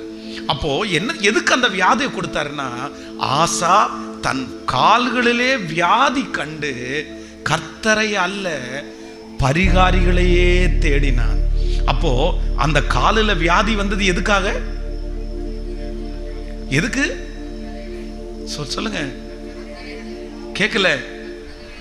அந்த காலில் வியாதி வந்தது அவனை அழிக்கிறதுக்கு இல்ல, அவன் மற்றவங்களுக்கு முன்னாடி வெட்கப்பட்டு போறதுக்கு இல்ல, இப்பவாவது கர்த்தரை தேடுவானான்னு ஆண்டவர் ஒரு சின்ன சோதனை கொடுத்தாரு. ஆனா அதுலயும் ஆசா என்ன பண்ணல, இங்க இருக்கிற நிறைய பேரை பார்த்து கர்த்தர் தீர்க்க தரிசனமா சொல்றாரு, உங்க வாழ்க்கையில திடீர்னு நடந்த அந்த பிரச்சனை, அந்த புயல் என்ன காரணம், என்ன காரணம், என்ன காரணம்? என்ன நிர்மூலமாக்குறதுக்கு கர்த்தர் சித்தம் கொண்டாரா? என்ன ஆண்டவர் கைவிட்டுட்டாரா அப்படின்னு நினைச்ச ஒவ்வொருத்தருக்கும் கர்த்தர் ஆன்சர் கொடுக்கிறாரு. நீ அப்பவாவது என்னை தேடி வந்து எனக்கு முன்னாடி நீ நிற்பேன்னு நான் எதிர்பார்த்து தான் இந்த போராட்டத்தை, இந்த சூழ்நிலையை உனக்கு நான் அனுமதிச்சிருக்கிறேன். ஆனாலும் திராணிக்கு மேலாக நான் உன்னை சோதிக்கப்படுவதற்கு நான் விடமாட்டேன். எனக்கு முன்பாக நீ வந்து நின்னா இந்த சோதனையை எடுக்கிறது மட்டும் இல்லை, இந்த சோதனையை தாங்கிறதனுடைய அவார்டையும் கர்த்தர் நம்புறவங்க கைகளை மேல தட்டி ஆமென் முழு பலத்தோட சொல்லுங்க, ஆண்டவரே உமக்கு முன்பாக வந்து நான் நிற்கிறேன், உமக்கு முன்பாக வந்து நிற்கிறேன், உமக்கு முன்பாக வந்து நிற்கிறேன். உங்களை ஆண்டவர் மோல்டு பண்ணுவார், கர்த்தர் உங்களை உருவாக்குவார், கர்த்தர் உங்களுக்கு சொல்லி தருவார், ஆண்டவர் உங்களை நடத்துவார், உங்க கண்ணை அப்படியே கர்த்தர் திறப்பார், உங்களுக்கு ரொம்ப ஞானம் வரும். எப்போ அப்படின்னா ஆண்டவருக்கு முன்பாக போய் நிற்கும் போது. ஹல்லேலூயா. இந்த கன்வென்ஷன் முடிஞ்ச உடனே ஒவ்வொருத்தரும் தனித்தனியா ஆண்டவரை சந்திக்கணும், தனித்தனியா ஆண்டவரை சந்திக்கணும். இங்க இருக்கிற வாலிபம் பிள்ளைகளுக்கு திரும்ப திரும்ப நான் சொல்றேன், உங்க அப்பா உனக்கு சொல்லி கொடுத்த இயேசு, உங்க அம்மா உனக்கு சொல்லி கொடுத்த இயேசு இல்ல, உங்க அப்பா உனக்கு சொல்லி கொடுத்த இயேசு கொஞ்ச தூரம் நீ டிராவல் பண்ணலாம், உங்க அம்மா உனக்கு சொல்லி கொடுத்த இயேசு கொஞ்ச தூரம் நீ டிராவல் பண்ணலாம். ஆனா நீ ஒரு இயேசுவை அறியணும், நீ ஒரு இயேசு அறியணும். உங்க அப்பா சொல்லி கொடுத்த இயேசு வச்சு எதுவும் பண்ண முடியாதுப்பா, எதுவுமே பண்ண முடியாது. கர்த்தர் நல்லவர் என்கிறதை சத்தமா சொல்லுங்க. ஐயா சொன்னது மாதிரி என்னுடைய பாஸ்டருக்கு நான் ரொம்ப பிடிச்ச பையனா இருந்தேன், ரொம்ப பிடிச்ச பையன்.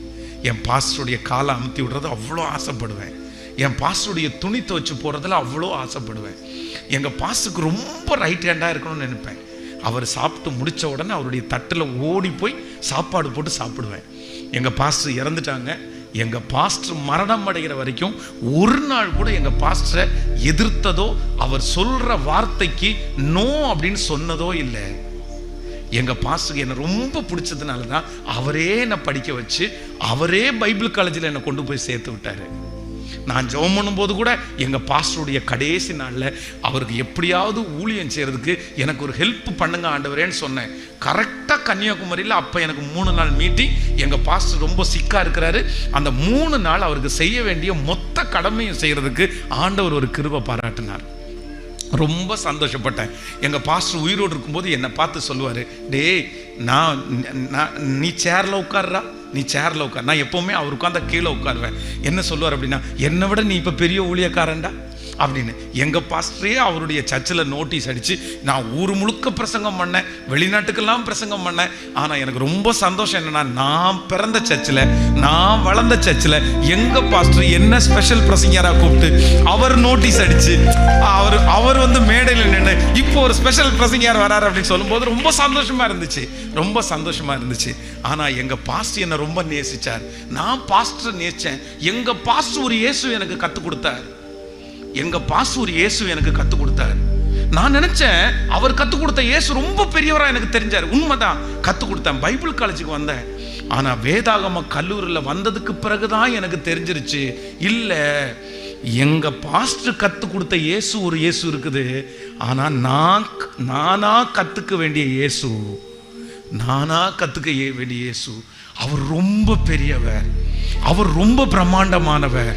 அவரை அறிய அறிய அவரை கத்துக்க கத்துக்க கத்துக்க கத்துக்க உண்மையிலே எனக்குள்ளே பெரிய வெளிச்சம், எனக்குள்ளே பெரிய தாகம், எனக்குள்ளே பெரிய மாற்றம், எனக்குள்ள பெரிய விசுவாசம், எனக்குள்ள பெரிய அன்பு, எனக்குள்ள எல்லாமே எனக்கு வந்துச்சு. அந்த இயேசுவை என்னைக்கு நான் ரொம்ப அறிஞ்சேனோ, நான் நம்புறேன் இந்த உலகத்தில் இருக்கிற சகல அறிவையும் அவர் எனக்கு தந்தார். இந்த சத்தத்தை கேட்கிற ஒவ்வொரு வாலிப தம்பியும் தங்கச்சியையும், மகன் நீ ஆண்டவரை அறியணும்,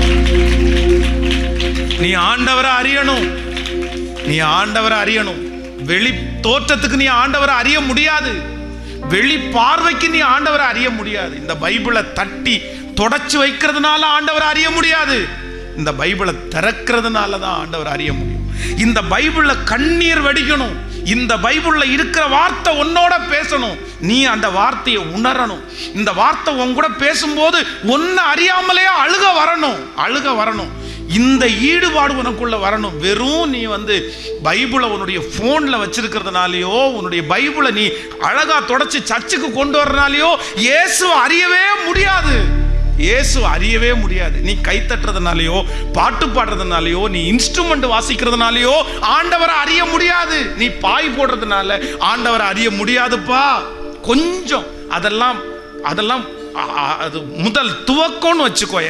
அது ஆரம்பம். ஆண்டவரை நீ பற்றி பிடிப்பதற்கு உனக்கு இருக்கிற ஆரம்பம். ஆனா நீ எப்படி அறிய முடியும் அப்படின்னு சொன்னா, நீ தனியா போய் ஆண்டவரோட உட்கார்ந்தாதான் ஆண்டவரை அறிய முடியும். நீ ஆண்டவரோட எல்லாரோடையும் இருக்கும்போது நீங்க ஆண்டவரோட பேசுகிற ஒரு வாழ்க்கை இருக்குது. எல்லாரும் கை தட்டும் போது கை தட்டினீங்க, எல்லாரும் பாடும்போது பாடுறீங்க, எல்லாரும் ஆண்டவரத்துல பேசும்போது நீங்க பேசுறீங்க. அதல்ல, 1000 பேரோட சேர்ந்து பேசுறது அல்ல. நீங்க தனியா போய் நின்று ஆண்டவரோட பேசணும், ஆண்டவரோட உறவாடணும், ஆண்டவர் அங்க உங்களை தேற்றணும், ஆண்டவர் அங்க உங்களை ஆற்றணும். அந்த அனுபவம் மட்டும் உங்களுக்கு வந்துச்சுன்னா நான் நம்புறேன் இந்த உலகத்துல இருக்கிற சகல ஞானத்தையும் கர்த்தர் நம்புறவங்க கைகளை மேல தட்டி, ஆண்டவரே உங்க சமூகத்துல இருக்கக்கூடிய கிருபையை தாங்க. ஆமென். சவுலை ராஜாவாய் மாத்தினது கர்த்தர். சவுல் பண்ணின ஒரு மிகப்பெரிய மிஸ்டேக் என்ன தெரியுமா? தன்னுடைய வாழ்க்கையில சோதனைகள் பிரச்சனைகள் வரும்போது ஆண்டவரிடத்துல போய் நிக்கவே இல்லை. பாருங்களேன், தாவீது கொன்றது 1000, சவுல் கொன்றது 1000, தாவீது கொன்றது 10000. முறையாய் பாடினார்கள். இந்த காயம் உண்மையிலே பெரிய காயம்தான்.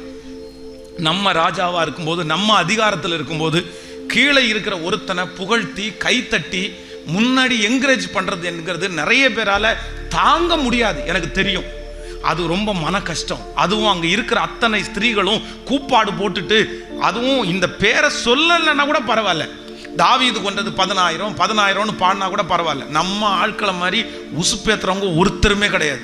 நம்பவே கூடாது. சுத்தி இருக்கிறவங்கள நம்பிடலாம், கூட இருக்கிறவங்கள நம்பிடக்கூடாது. ஏன் இத்தனை நாட்களும் சவுல் தானே ராஜாவா இருந்தாரு? ஏன் அங்க இருக்கிற அந்த லேடிஸ்க்கு தெரியலையா இப்படி பாடக்கூடாதுன்னு? தெரியாதா? எப்படி பாடுறாங்க பாருங்க. சவுல் கொன்றது 1000, ஆனா 4 நாள்ல காணாம போயிட்டாங்க. நீங்க யாருக்கு ஜாக்கிரதையா இருக்கிறீங்களோ இல்லையோ, உங்களை உயர்த்துறவங்களுக்கு ரொம்ப ஜாக்கிரதையா இருக்கணும். ஆமே. எத்தனை பேர் ஆமோதிக்கிறீங்க? உயர்த்துறவங்க தான் டக்குன்னு தாழ்த்துவாங்க. அதனால நாசியிலே சுவாசம் இருக்கிற மனுஷனை நம்புவதை பார்க்கலும் கர்த்தர் மேல பற்றுதலா இருக்கு. உங்களை ரொம்ப பெருமைப்படுத்தும் போது ஆடிடவும் கூடாது, உங்களை ரொம்ப தாழ்த்தும் போது கீழே விழுந்துடவும் கூடாது. நீங்க எப்பவும் எப்படி இருக்கணும்னா, அப்படியே சத்தமா சொல்லுங்க எல்லாருமே, அப்படியே ரைட்டு. நம்மளை அவங்க கனப்படுத்தும் போது நம்மளை பெருமை ஸ்தோத்திரம், ரொம்ப சந்தோஷம். நம்ம மேல அவங்க வச்சிருக்கிற அன்பு, நம்ம மேல அவங்க வச்சிருக்கிற பாசம், லவ் யூ, நானும் உங்களை நேசிக்கிறேன், நீங்கள் என்ன நேசிக்கிறீங்க, ஸ்தோத்திரம். உடனே நிறைய பேருக்கு 4 கொம்பு வச்சது மாதிரி ஆயிரும். பாருங்களேன், யாராவது ஒருத்தர் பிரதர் நீ அழகா இருக்கிறீங்கன்னு பார்த்தா போறோம், கண்ணாடியில் 3 மணி நேரம் செலவாகும். பாருங்களேன், அவ்வளோதான். அந்த மாதிரி பெருமையா அப்படி அல்ல. நீங்க எப்படி இருக்கணும்னா, நீங்க தழும்பாதவர்களா இருக்கணும். நீங்க எப்போ மனரம்யமா இருக்கணும். அதே நேரத்தில் உங்களை வருத்தப்படுத்தும் போது அப்படியே சுருண்டு போய், மாயே ஆண்டவரே என்னை எடுத்துக்கொள்ளும்னு எலியா மாதிரி போய் உட்காந்து என் பிராணனை எடுத்துக்கொள்ளும்னு நீங்க போய் சுருண்டு போய் படுத்துக்கிடவும் கூடாது. எப்பவுமே எப்படி இருக்கணும்னா, ஆண்டவரே உயர்த்து, எனக்கு வாழ்ந்திருக்கவும் தெரியும், எனக்கு தாழ்ந்திருக்கவும் தெரியும். நான் எந்த நிலைமையிலே இருந்தாலும் மனரம்யமாக இருக்கிறதற்கு கற்றுக்கொண்டேன். ஆமேன். இந்த பாடத்தை மட்டும் நீங்கள் கற்றுக்கொண்டீங்கன்னா இந்த உலகத்தில் இருக்கிற எந்த மனுஷனும் உங்கள் மனசை எப்பவுமே கஷ்டப்படுத்தவே முடியாது. நீங்கள் எதுக்காகவும் கஷ்டப்படவே மாட்டீங்க. எத்தனை பேர் ஆமோதிக்கிறீங்க?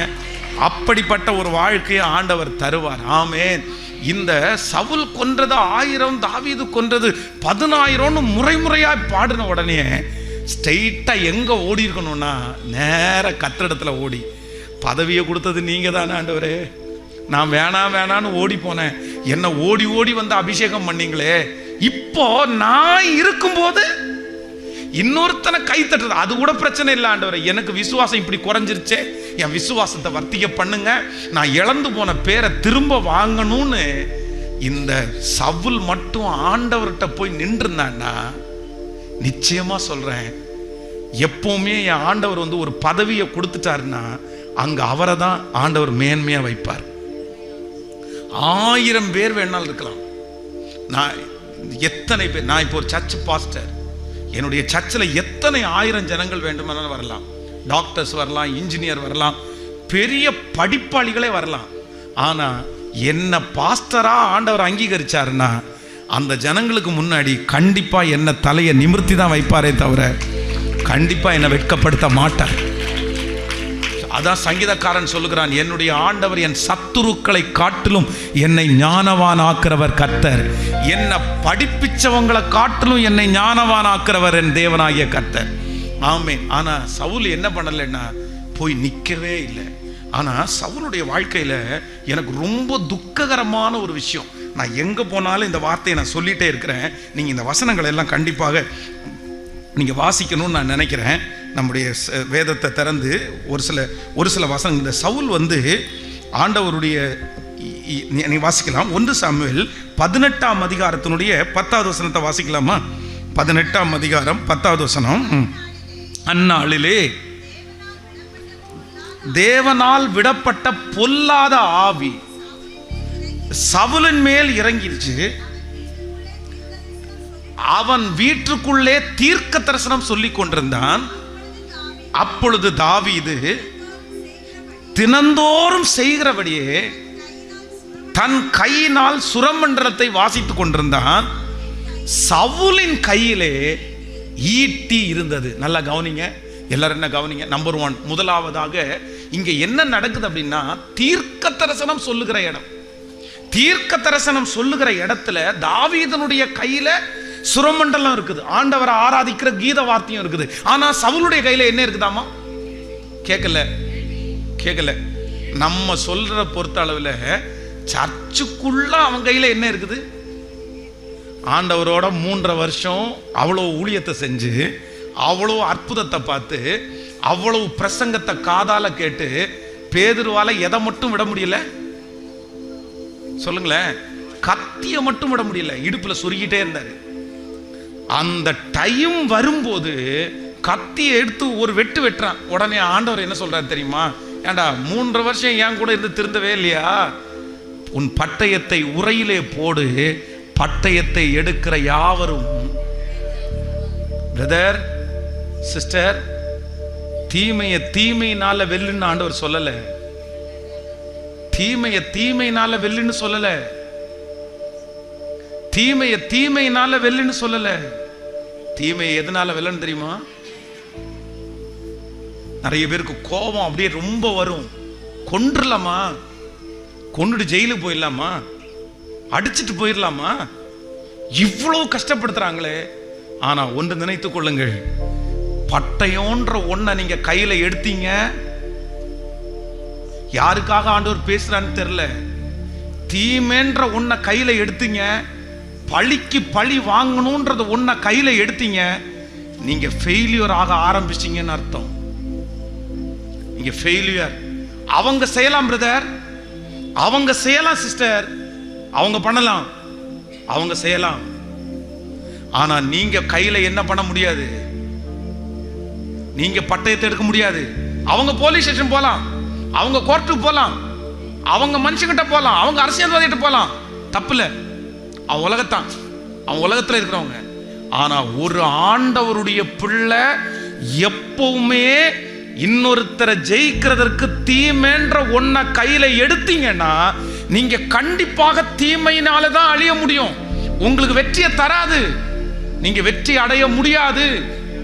சண்டை போட்டு நீங்க ஜெயிக்க முடியாது, கெட்ட வார்த்தை பேசி நீங்க ஜெயிக்க முடியாது, நீங்க வாக்குவாதம் பண்ணி ஜெயிக்க முடியாது, நீங்க பிரச்சனை பண்ணி ஜெயிக்க முடியாது. ஆனா நீங்க மட்டும் முழங்கால நின்னீங்க அப்படின்னு சொன்னா உங்களுக்காக யுத்தம் பண்ணுகிற கர்த்தர், உங்களுக்காக வழக்காடுகிற கர்த்தர், உங்களுக்காக மீட்டு தருகிற கர்த்தர் எதிரிக்கு முன்பாக உங்களுக்கு ஒரு பந்தியை ஆயத்தப்படுத்தி உங்கள் தலையை நம்புறவங்க நல்ல கைகளை மேல தட்டி ஆமென். இந்த சவுல் ஆண்டவருக்கு முன்னாடி போய் நிக்கல, ஜெபம் பண்ற இடத்துலயும் அவர் என்ன வச்சிருந்தாராமா அப்படின்னா, எப்பவுமே மனசுல ஆவிக்குரிய விஷயத்தை யோசிக்க மாட்டாங்க. ஒரு மனுஷீகமான ஒரு யோசனை, மாம்சத்திற்குரிய யோசனை, ஒரு மாம்ச பிரகாரமான யோசனை. நம்பர் 2, ரெண்டாவது வேகமா வாசிங்க. 19ஆம் அதிகாரம் 9வது வசனத்தை வாசிங்க. 19ஆம் அதிகாரம். கர்த்தரால் விடப்பட்ட பொல்லாத ஆவி சவுலின் மேல் வந்தது. அவன் தன் வீட்டில் உட்கார்ந்து தன் ஈட்டியை கையிலே பிடித்துக் கொண்டிருந்தான். நல்லா கவனிங்க. நம்பர் 1, முதலாவது எந்த இடத்துல அவனுக்கு ஈட்டி சொல்லுங்க, வசனம் வாச்சோம். தீர்க்க தரிசன எடுத்து சொல்ற இடத்துல அவனுடைய கையில என்ன இருந்துச்சு? தாவீது கையில என்ன இருந்துச்சு? கேட்கல, சத்தமா சொல்லுங்க. எல்லாம் நீங்க மனப்பாடமா கத்துக்கணும். தாவீதனுடைய கையில சுரமண்டலம் இருக்குது, ஆனா சவுலுடைய கையில என்ன இருக்குது? 2 பேரும் தேவனுடைய பிள்ளைகள், 2 பேரும் தேவனால் அபிஷேகம் பண்ணப்பட்டவர்கள், 2 பேரும் ஒரே தேவனை ஆராதிக்கிறாங்க. ஆனா ஒருத்தனுடைய கையில சுரமண்டலம், இன்னொருத்தருடைய கையில ஈட்டி. ஃபர்ஸ்ட் அவன் தீர்க்க தரிசனம் சொல்லுகிற இடத்துல அவன் கையில ஈட்டி, 2வது அவனுடைய வீட்டில், அவன் தங்கி இருக்கிற வீட்டிலே அவன் கையிலே ஈட்டி இருந்துச்சு. நம்பர் 3, மூன்றாவது வாசிங்க. 1 சாமுவேல் 13ஆம் அதிகாரத்தினுடைய 22வது வசனத்தை வாசிங்க பார்க்கலாம்.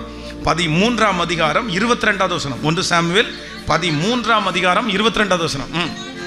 யுத்த நாள் வந்தபோது சவுலுக்கும் அவன் குமாரனாகிய யோனத்தானுடைய கையிலே இருக்கிறது அன்றி சவுலோடும் யோனத்தானோடும் இருக்கிற ஜனங்களில் ஒருவர் கையிலும் பட்டயமும் ஈட்டியும் இல்லாதிருந்தது. கவனிங்க. நம்பர் 1 ஃபர்ஸ்ட் தீர்க்க தரிசனம் சொல்ற இடத்துல ஈட்டி. நம்பர் 2 ரெண்டாவது தான் குடியிருக்கிற வீட்டில் ஈட்டி. நம்பர் 3 மூன்றாவது யுத்தம் செய்கிற இடத்துல ஈட்டி. நம்பர் 4 நாலாவது 1 சாமுவேல் 20ஆம் அதிகாரம் 24 25 வாசிக்கலாம். 1 சாமுவேல் 20ஆம் அதிகாரம் 24 25. அப்படியே தாவீது வெளியிலே ஒளிந்து கொண்டிருந்தான். ராஜா போஜனம் பண்ண உட்கார்ந்தான். 33வது வசனத்தை வாசிங்களா. 33வது வசனம். அப்பொழுது சவுல் அவனை குத்தி போட அவன் மேல் ஈட்டியை எறிந்தான். நல்லா கவனிங்க. நம்பர் 1 ஃபர்ஸ்ட் எங்க ஈட்டி? தீர்க்க தரிசனம் சொல்ற இடத்துல. நம்பர் 2 எங்க ஈட்டி? வீட்டில். நம்பர் 3 எங்க இடத்துல ஈட்டி? யுத்தம் செய்யற இடத்துல. நம்பர் 4 இப்ப எங்க தெரியுமா? சாப்பிட போன இடத்துலயும் சவுல் எதை கொண்டு போயிருக்கான்? நிறைய பேர் அப்படிதான். மாம்சம் எங்க போனாலும் சாப்பிட்ற இடத்துல சண்டை, வீட்டுக்குள்ள சண்டை, வீட்டுக்குள்ள கோபம், சாப்பிட்ற இடத்துல கோபம். இப்போ அடுத்து ஒரு வசனத்தை வாசிங்க. 1 சாமுவேல் 26ஆம் அதிகாரம் 7வது வசனத்தை வாசிங்க. 1 சாமுவேல் 26ஆம் அதிகாரம். தன் சவுல் ஊழியக்காரனை நோக்கி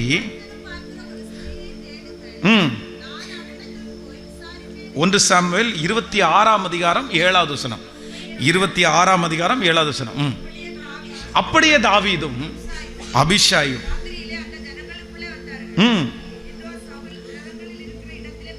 இதோ சவுல் ரதங்கள் இருக்கிற இடத்திலே படுத்து நித்திரை பண்ணினான். அவன் தலைமாட்டில் அவனுடைய ஈட்டி நிலத்திலே குத்தி இருந்தது. கவனிங்க பிரதர், கவனிங்க சிஸ்டர்.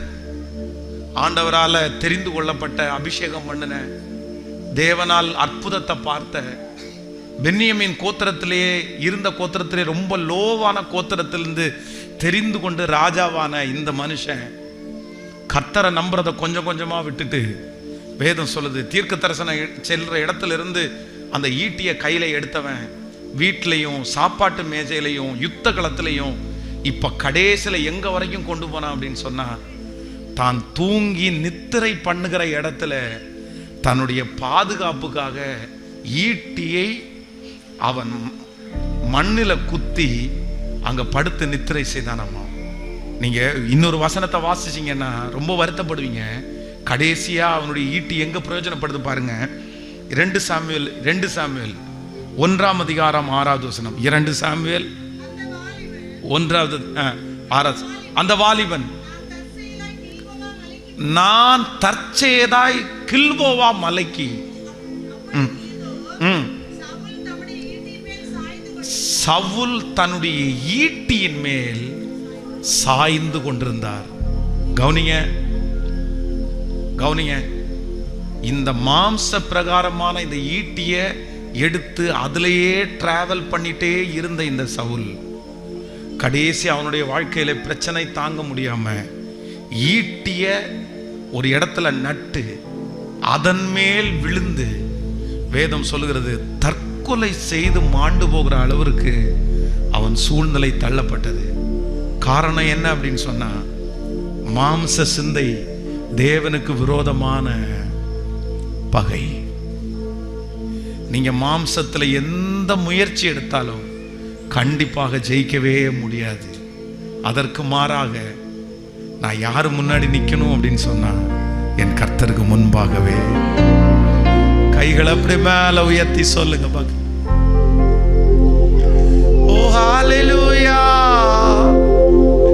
காலம் கனவாய் நினைவாய் போனதே,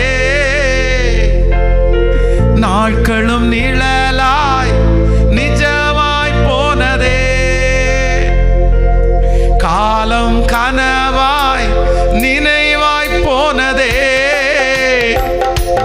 நாட்களும் நிழலாய் நிஜமாய் போனதே. நீர் கொஞ்சம் நினைத்தால் நானும் வாழ்ந்து காட்டுவேன். நீர் கொஞ்சம் நினைத்தால் நானும் வாழ்ந்து காட்டுவேன். என்னை மறந்தால் புகலிடம் எங்கு தேடுவேன். என்னை மறந்தால் புகலிடம் எங்கு தேடுவேன். உங்க பிள்ளை, உங்க பிள்ளனா, உங்க பிள்ளனா,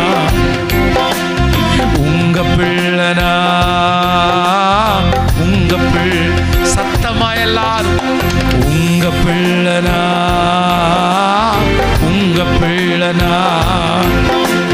நானும் பார்க்கணும், உம் சத்தம் கேட்கணும். நீங்க ஆற்றணும், தேற்றணும், காயம் கட்டணும். பெரும் சேனை கூட்டம் ஒன்றை முன் நிறுத்தணும். பெரும் சேனை கூட்டம் ஒன்றை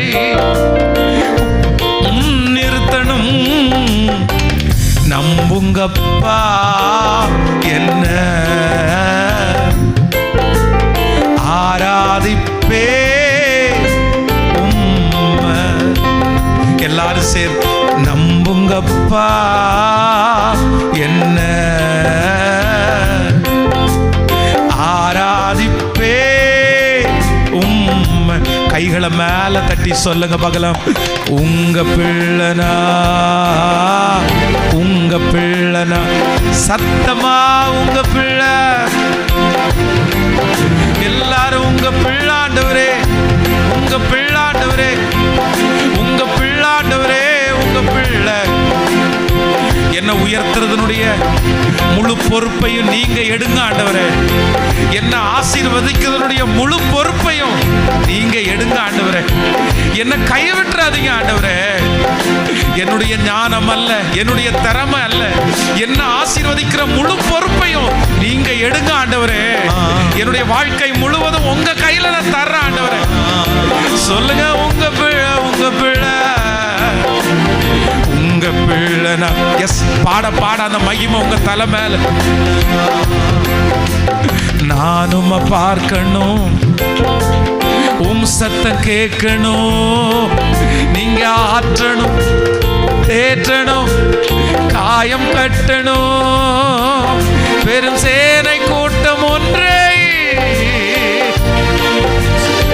ஓ பெரும் சேனை கூட்டம் ஒன்றை முன் நிறுத்தணும். நம்புங்கப்பா என்ன ஆராதிப்பே உம்மை. ஹல்லேலூயா. பூர்வமானவைகளை சிந்திக்க வேண்டாம், முந்தினவைகளை நினைக்க வேண்டாம். இதோ நான் புதிய காரியத்தை உனக்கு நான் செய்வேன். ஹல்லேலூயா.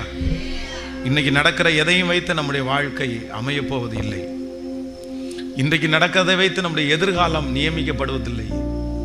இன்னைக்கு நீங்க எந்த சூழ்நிலையில வேணாலும் இருக்கலாம். ஆனா நான் நம்புறேன், இல்லை இல்லை இல்லை இல்லை, இன்னைக்கு நடக்கிறத வச்சு என் வாழ்க்கையை கண்டிப்பா ஃபிக்ஸ் பண்ணவே முடியாது. என்னுடைய ஆண்டவர் 24 மணி நேரத்துக்குள்ள என் வாழ்க்கையை மாற்றுறதற்கு அவர் வல்லவராக இருக்கிறார். ஆமென். இன்னைக்கு காலையில் நடந்த உபவாச ஜெபத்தில் கூட இந்த வார்த்தையை நான் சொன்னேன். 2004 வருஷம் என்னுடைய கையில் 24 மாத்திரையோட 24 மாத்திரை ஒவ்வொரு நாள் சாப்பிட்றேன். ஸோ நியூரோ மாத்திரை மட்டும் ஒரு நாள் 3-4 மாத்திரை சாப்பிடுவேன். ஸோ பயங்கரமாக கை நடுங்கும், நரம்பு தளர்ச்சி. அந்த மாத்திரையை சாப்பிடும்போது நிறைய பேர் என்னை பார்த்து கேட்டது, வேற எதுவுமே எனக்கு துக்கமா இல்லை, அவங்க கேட்ட ஒரு வார்த்தை தான் எனக்கு ரொம்ப துக்கமாக இருந்துச்சு.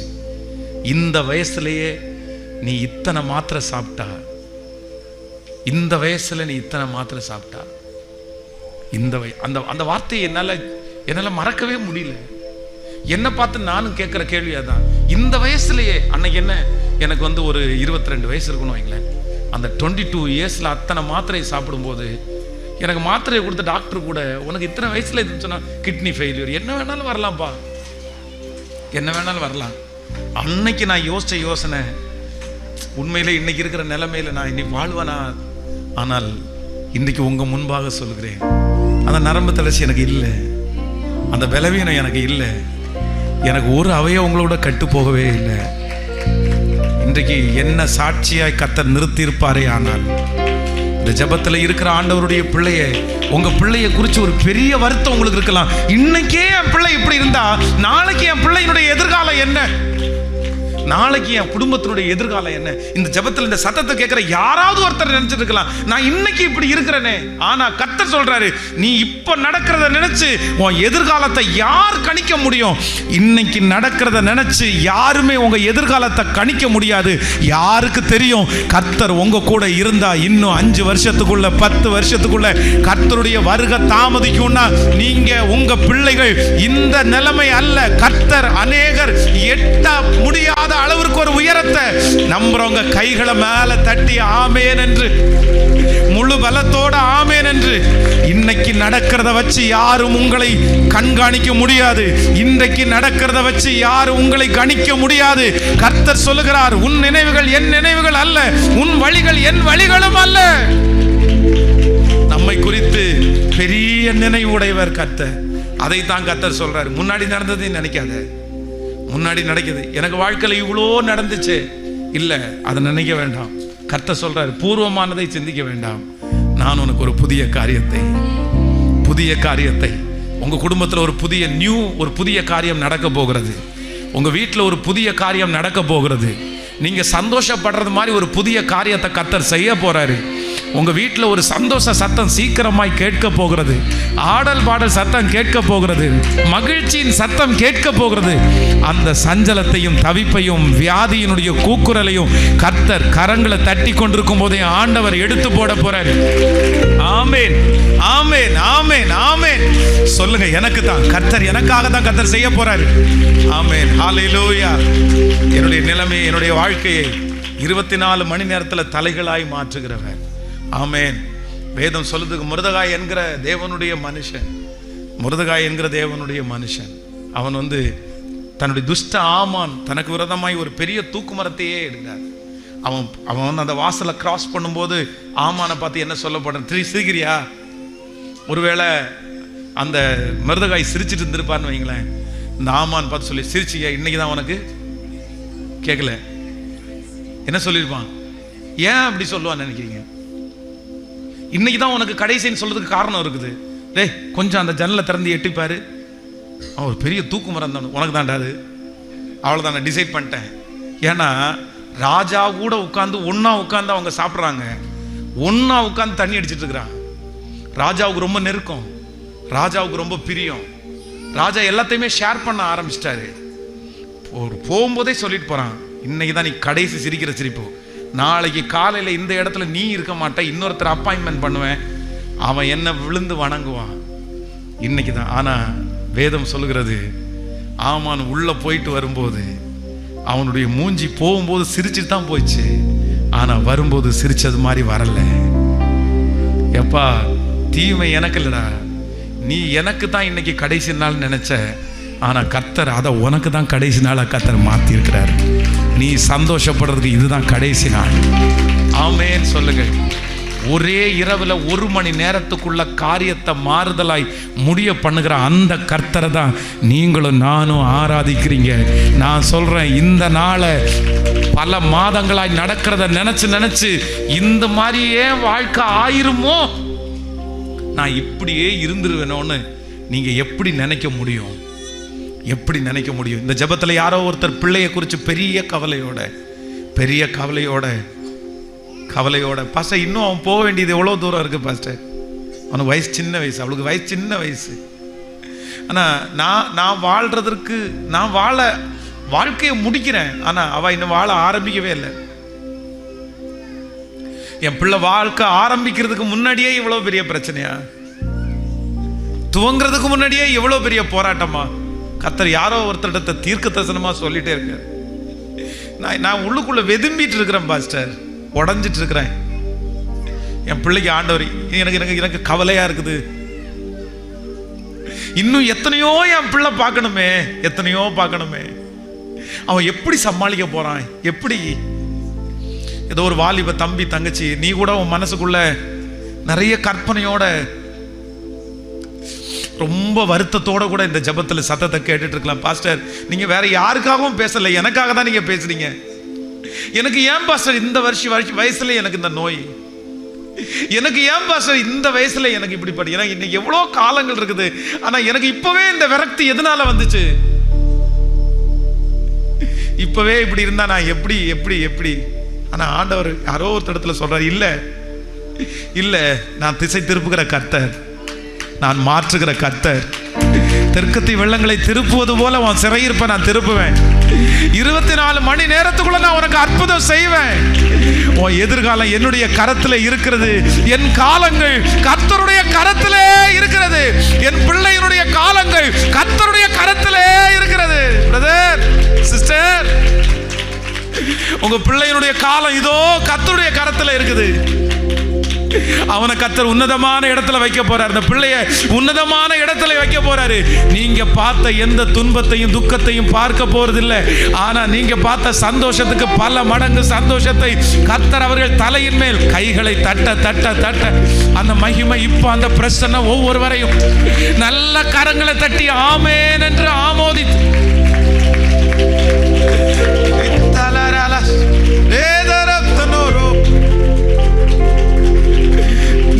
நன்றி அப்பா, நன்றி நன்றி. நான் ஒரு புதிய காரியத்தை செய்வேன். ஹல்லேலூயா. எத்தனை பேர் ஆமோதிக்கிறீர்கள்? சோ ஆண்டவரிடத்துல போய் நின்று என் காலங்கள்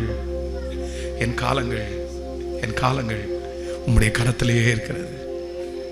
என் காலங்கள் உம்முடைய கரத்திலே இருக்கிறது. என் காலங்கள் உம்முடைய கரத்திலே இருக்கிறது. என் காலங்கள் உம்முடைய கரத்திலே இருக்கிறது. என் காலங்கள் உம்முடைய கரத்திலே இருக்கிறது. சொல்லுங்களேன் கையை உயர்த்தி, என் காலங்கள் உம்முடைய கரத்திலே இருக்கிறது. என் பிள்ளையினுடைய காலம் உம்முடைய கரத்திலே இருக்கிறது. எவரையும் மேன்மைப்படுத்தவும் பலப்படுத்தவும், எவரையும் மேன்மைப்படுத்தவும் பலப்படுத்தவும் கர்த்தருடைய கரத்தினால் ஆகும். கர்த்தர் திரும்ப திரும்ப வாக்கு கொடுக்கிறார். அட் பிரசன்ட் நடக்கிறத பார்த்து நீ சோர்ந்து போகாத. உன்னை ஒரு பெரிய ஜாதி ஆக்க போவேன். உன்னை ஒரு பெரிய ஜாதி ஆக்க போறேன். இப்ப நடக்கிறத வச்சு உன் வாழ்க்கையை நீ நிர்ணயிக்க முடியாது. கர்த்தர் வாக்கு கொடுக்கிறார். இல்ல இது மாறும். இந்த சூழ்நிலை மாறும். இந்த சூழ்நிலை மாறும். இந்த போராட்டம் மாறும். இந்த நிலைமை மாறும். இந்த சிச்சுவேஷன் மாறும். நீ பார்க்கிற இது எல்லாமே மாறும். எல்லாத்தையுமே கர்த்தர் மாற்றுவார். அன்று எட்டி பார்க்கிற அந்த எட்டாத உயரத்தில் கர்த்தர் உங்களை வச்சு அழகு பார்க்க போறாரு. உங்க பிள்ளையினுடைய அந்த சூழ்நிலை மாறும்னு சொல்றாரு. நிறைய பேருடைய அழுகையினுடைய சத்தம் கர்த்தருடைய சமூகத்தில் போய் ஏறுது. கர்த்தரிடத்துல சொல்லுங்க, ஆண்டவரே என் காலமும் என் பிள்ளையுடைய காலமும் உம்முடைய கரத்திலே. நன்றி அப்பா, நன்றி நன்றி நன்றி. இப்ப சொல்லுங்க பார்க்கலாம். நம்புங்கப்பா என்ன ஆராதிப்பே. சொல்லுங்க எல்லாரும், நம்புங்கப்பா நம்புங்கப்பா நம்புங்கப்பா என்ன ஆராதிப்பே. ஆமென். இந்த பாட்டை பாடி எல்லாரையும் ஜெபம் பண்ணி நான் முடிக்க ஆசைப்படுகிறேன். கர்த்தர் நல்லவர். கர்த்தர் ரொம்ப பெரியவர். ஆமென். தாவீது சொல்லும் போது ரொம்ப சொல்றாரு, என் தகப்பனும் என் தாயும் என்னை கைவிட்டார். என் தகப்பனும் சொல்லுங்க, என் தகப்பனும் என் தாயும் என்னை கைவிட்டாலும் கர்த்தர் என்னை சேர்த்து கொள்வார். அவங்க அப்பா அம்மா ரெண்டு பேரும் கொடூரமான ஆட்கள் எல்லாம் கிடையாது. ஆனாலும் தன்னுடைய பிள்ளையை பார்க்கும்போது அவன் ராஜாவா செலக்ட் பண்றதுக்கு அவன் ஒரு முக்கியமான ஆள் இல்லை அப்படின்னு நினைச்சாங்க. ஆனா வேதம் சொல்லுது, அம்மா அப்பாவே நம்ப முடியலனாலும் ஆண்டவர் அந்த தாவீதை கர்த்தர் நம்பினார். கர்த்தர் பெரிய ராஜாவாய் நம்பினார். ஆமென். ஒரு மனுஷனை கர்த்தர் தேடுறாரு. இந்த கன்வென்ஷன் கூட்டத்தில் ஒரு மனுஷனை கர்த்தர் தேடுறாரு. ஒரு மனுஷியை கர்த்தர் தேடுறாரு. யார் அப்படின்னா, கர்த்தருக்கு முன்பாக நிற்கக்கூடிய ஒரு தேவனுடைய பிள்ளை. கர்த்தருக்கு ரொம்ப நினைச்சுக்குங்க, எப்பவுமே எதையுமே மாம்ச பிரகாரமா யோசிக்கிறத இதோட நிறுத்திடுங்க. இப்போட நிறுத்திடுங்க. எல்லாத்தையுமே நிறுத்திங்க. மாம்ச பிரகாரமா யோசிக்கவே யோசிக்காதீங்க. நான் இனி என்ன யோசிக்க போறேன்னா, இதுல கர்த்தர் என்ன கூட என்ன சொல்லிக் கொடுக்க விரும்புறாரு, கர்த்தர் இதுல என்ன எதிர்பார்க்கிறார் என்கிட்ட. ஒவ்வொரு பிரச்சனையும் நடக்கும்போது நீங்க சொல்ல வேண்டியது அப்படிதான், ஆண்டவரே நீங்க இந்த சூழ்நிலை என்ன எதிர்பார்க்குறீங்க? நான் அமைதியா இருக்கணும்னு எதிர்பார்க்குறீங்களா? நான் சும்மா இருக்கணும்னு எதிர்பார்க்குறீங்களா? நீங்க என்ன எதிர்பார்க்குறீங்க? இந்த ஒரு ஞானம் மட்டும் உங்களுக்கு இருந்துச்சுன்னா கண்டிப்பா சொல்றேன், நீங்க எந்த இடத்துலையும் வெட்கப்பட்டு போகவே மாட்டீங்க. ஸோ இந்த ஜெபத்தில் இருக்கிற வாலிப தம்பி தங்கச்சி, தயவு செய்து இந்த கன்வென்ஷன் கூட்டங்கள் முடிந்ததற்கு பிற்பாடு உங்க அம்மா அப்பா உங்க பாஸ்டர் கற்றுக் கொடுத்த இயேசுவை காட்டிலும் நீயாய் தெரிந்து கொள்ளக்கூடிய ஒரு இயேசு, நீங்களா அறிஞ்சிக்கக்கூடிய ஒரு இயேசு, நீ அவரை பார்க்கணும். இந்த பாட்டுல அந்த ரொம்ப அழகான ஒரு, நானும் பார்க்கணும், உம் சத்தம் கேட்கணும், நீங்க ஆற்றணும், தேற்றணும், காயம் கட்டணும், பெரும் சேனை கூட்டம் ஒன்றை முன் நிறுத்தணும். யார் ஆற்றணுமாமா? சொல்லுங்களேன். நீ நிறைய பேர் ஃபீல் பண்ணியிருப்பீங்க, மற்றவங்க உங்களை தேற்றுறது ஆற்றுறதெல்லாம் ஃபீல் பண்ணியிருப்பீங்க. ஆனா ஆண்டவர் நம்மளை கம்ஃபர்ட் பண்ணுவார் பாருங்க. அது உணர்ந்தா மட்டும்தான் தெரியும். நான் உணர்ந்திருக்கிறேன். அவ்வளோ ஆறுதலா இருக்கும். நமக்கு முன்னாடி ஒரு பெரிய யுத்தம் நடக்கும், ஆனா நம்ம கண்ணுல இருந்து கண்ணீர் வரும், ஆனா நம்ம துக்கத்தினால அழுக வராது. ஆண்டவர் நம்மளை இவ்வளவு நேசிக்கிறாரே அப்படின்னு ஒரு அழுக வரும் பாருங்களேன். உண்மையிலே நம்ம பரலோகத்துல இந்த மாதிரி இருக்கும். அவன் திட்டுறது, கெட்ட வார்த்தை பேசுறது எதுவுமே நம்ம காதுல கேட்கவே கேட்காது. அட போடா, பேசிட்டு போடா அப்படின்னு தோணும். இது யார் பண்றது அப்படின்னா கர்த்தர் ஆற்றுறது. ஆமென். இந்த பாட்டு ரொம்ப அழகான. நான் உம்மை பார்க்கணும், உம் சத்தம் கேட்கணும், நீங்க ஆற்றணும், தேற்றணும், காயம் கட்டணும், பெரும் சேனை கூட்டம் ஒன்றை நிறுத்தணும். நம்புங்கப்பா என்ன ஆராதிப்பே உம்மை. எத்தனை பேர் பாட போறோம்? ரொம்ப அழகான பாடு. இந்த பாட்டை நீங்க மனப்பாடமா பாடணும். குறைஞ்சது ஒரு 1000 டைமாவது பாடிடணும். ஆமே. நாளைக்கு கன்வென்ஷனுக்கு வர்றதுக்கு முன்னாடி உங்களை பார்த்து கேட்பேன். இன்னைக்கு நைட் இருக்குது, நாளைக்கும் காலையில் இருக்குது. அப்படியே கையெத்தி நம்புங்கப்பா என்ன ஆராதிப்பே உம்மை. ஐயா அங்கெல்லாம் வண்டி ஓட்டும் போது, கார் ஓட்டும் போது அப்படியே ஹம் பண்ணிட்டு நம்புங்கப்பா என்ன ஆராதிப்பே உம்மை. வாலிப தம்பிங்க தங்கச்சிங்க எல்லாரும் அப்படி நம்புங்கப்பா என்ன ஆராதிப்பே உம்மை. அடுத்த சரணம் உங்க பிள்ளைனா, உங்க பிள்ளைனா.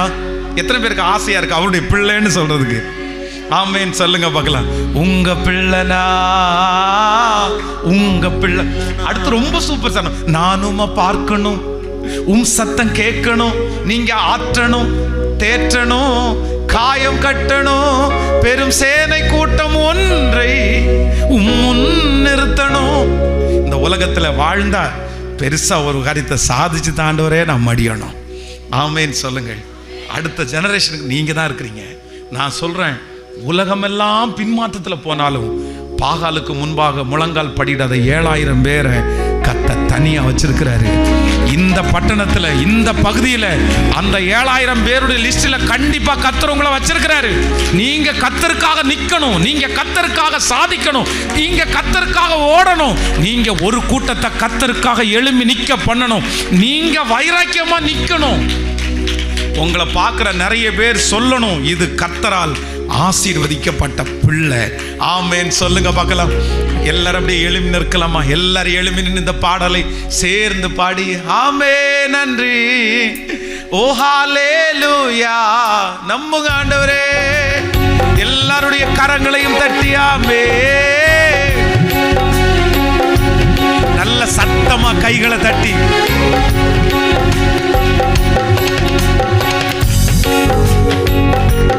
காலம் கனவாய் நினைவாய் போனதே,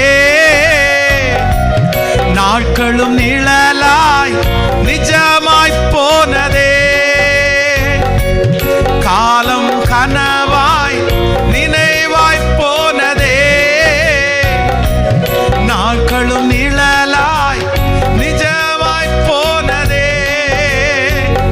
நீர் கொஞ்சம் நினைத்தால் நானும் வாழ்ந்து காட்டுவேன்.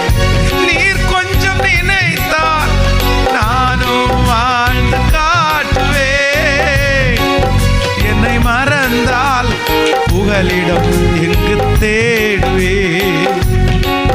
என்னை மறந்தால் புகலிடம் எங்கு தேடுவேன். இப்ப கைய மேல தட்டி உங்க பிள்ளைனா, உங்க பிள்ளைனா சத்தமா பாடுங்க பார்க்கலாம். எல்லாரும் சத்தமா உங்க பிள்ளை. இயேசுவே வாரும், இயேசுவே வாரும், இயேசுவே வாரும்.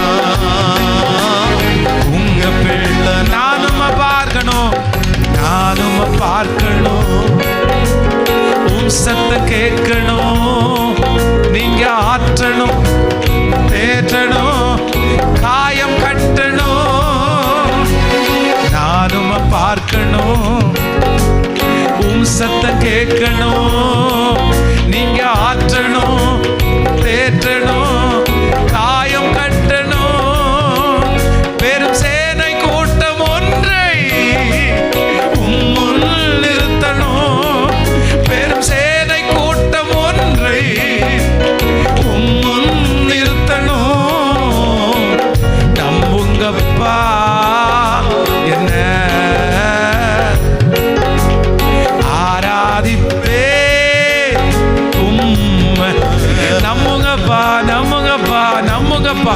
ஜெபிக்கிறவங்க ஜெபி, இயேசுவேன்னு கூப்பிடுறவங்க இயேசுவேன்னு கூப்பிடு.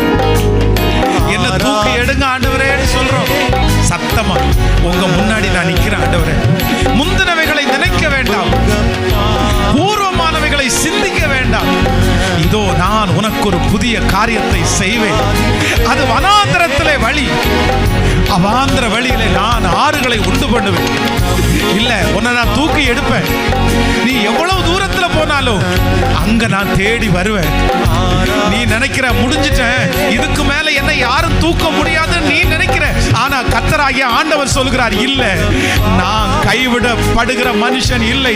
அந்த இடத்துல வந்து நான் மறுபடியும் உன்னை தூக்கி கொண்டு வருவேன். நான் திரும்ப உன்னை எடுத்துட்டு வருவேன். அந்த விளிம்பில நிற்கிற உங்களை, விளிம்பில நிற்கிற நிறைய பேரை கைகளை பிடிச்சு கர்த்தர் ஸ்தோத்திரம் ஸ்தோத்திரம் ஸ்தோத்திரம் ஆமென் நன்றி அப்பா, நன்றி நன்றி அப்பா, நன்றி நன்றி நன்றி அப்பா, நன்றி நன்றி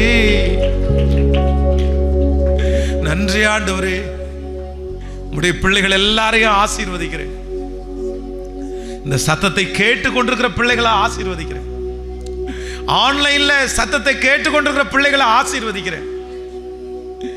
இப்போ நடக்கிறத நீ நினைக்காத, நான் உனக்கு ஒரு புதிய காரியத்தை செய்வேன். உங்க வருகை தாமதிக்கும்னா அடுத்த வருஷம் இதே போல கன்வென்ஷன் கூட்டத்தில் என் பிள்ளை வரும்போது, போன வருஷம் நான் நிலைமை வந்த நிலைமையே வேற, போன வருஷம் நான் கடந்து போன சூழ்நிலை வேற. ஆனா கர்த்தர் அதை எல்லாவற்றையும் மாற்றி ஒரே வருஷத்துல காரியத்தை திசை திருப்பி என்ன ரொம்ப ஆச்சரியமா வச்சிருக்கிறாருன்னு இப்போ கரங்களை தட்டி கொண்டிருக்கிற ஒவ்வொரு பிள்ளைகளும் சாட்சி சொல்ல போகிறதற்காய், உம்முடைய பிள்ளைகளை சாட்சி சொல்ல வைக்கிறதற்காய் நீ இப்பொழுது இருக்கிறதை பார்க்கலும் 1000 மடங்கு அதிகமாகும்படி உன் பிதாக்களின் தேவனாகிய கர்த்தர் உனக்கு சொல்லியபடியே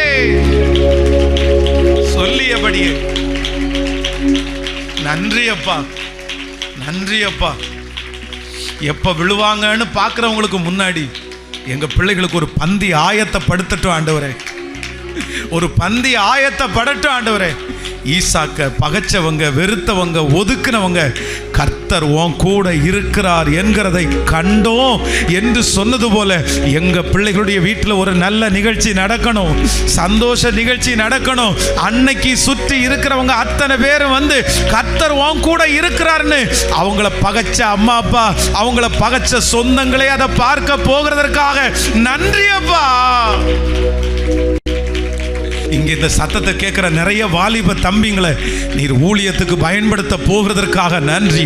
இன்றைக்கு அவன் பார்க்கிற நிலைமை அல்ல, கர்த்தர் வருங்காலத்தில் இந்த உலகத்தை கலக்கிற பிள்ளைகளை இந்த இடத்திலிருந்து, இந்த திருச்சபையிலிருந்து இந்த சத்தத்தை கேட்கிற பிள்ளைகளை எழுப்ப போகிறதற்காய் நன்றி அப்பா, நன்றி அப்பா, நன்றி அப்பா. நாங்க ஒவ்வொருத்தரும் உங்க முன்னாடி வந்து நிக்கணும் ஆண்டவரே, உங்க முன்னாடி வந்து நிக்கணும் ஆண்டவரே. ஒரு தனிப்பட்ட உறவு, ஒரு தனிப்பட்ட பாசம் ஆண்டவரே, நீங்க ஆற்றுறதை நாங்க ஃபீல் பண்ணணும், நீங்க கற்றுக் கொடுக்கறத ஃபீல் பண்ணணும். எங்களை விட்டு போகாதீங்க ஆண்டவரே. எங்களுக்கு ஒண்ணு மட்டும் கொடுத்துருங்க ஆண்டவரே, நீங்க மட்டும் எங்களை விட்டு போகாதீங்க ஆண்டவரே, நீங்க மட்டும் எங்களை விட்டு போகாதீங்க ஆண்டவரே, நீங்க மட்டும் எங்களை விட்டு போகாதீங்க ஆண்டவரே.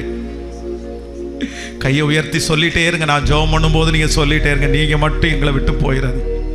சொல்லுங்க, நீங்க எனக்கு வேணும் ஆண்டவரே, உங்களை எனக்கு ரொம்ப பிடிக்கும் ஆண்டவரே, உங்களை எனக்கு வாலிப தம்பிங்க தங்கச்சிங்க சொல்லுங்க பார்க்கலாம் ஆண்டவரே, நீங்க எனக்கு ரொம்ப வேணும் ஆண்டவரே, நீங்க எனக்கு பிடிக்கும் ஆண்டவரே, உங்களை நான் ரொம்ப விரும்புகிறேன் ஆண்டவரே, உங்களை ரொம்ப நேசிக்கிறேன் ஆண்டவரே. சொல்லுங்க, ஒவ்வொருத்தரும் சொல்லுங்க, ஆண்டவரே எனக்கு வேணும் ஆண்டவரே, நீங்க என் கூட இருக்கிறதா ஆண்டவரே என் பெல்லன், நீங்க என் கூட இருக்கிறத அடிக்கடி நிரூபிச்சுட்டே இருங்க ஆண்டவரே, நீங்க என் கூட இருக்கிற அந்த ஃபீல் என் கூட எப்போ இருந்துட்டே இருந்தா போதும் ஆண்டவரே.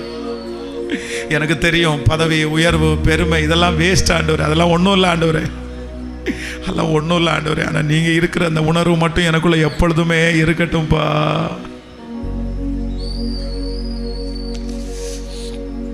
நன்றி நன்றி ஆண்டவரே, உம்முடைய பிள்ளைகளை ஆசீர்வதிக்கிறேன்.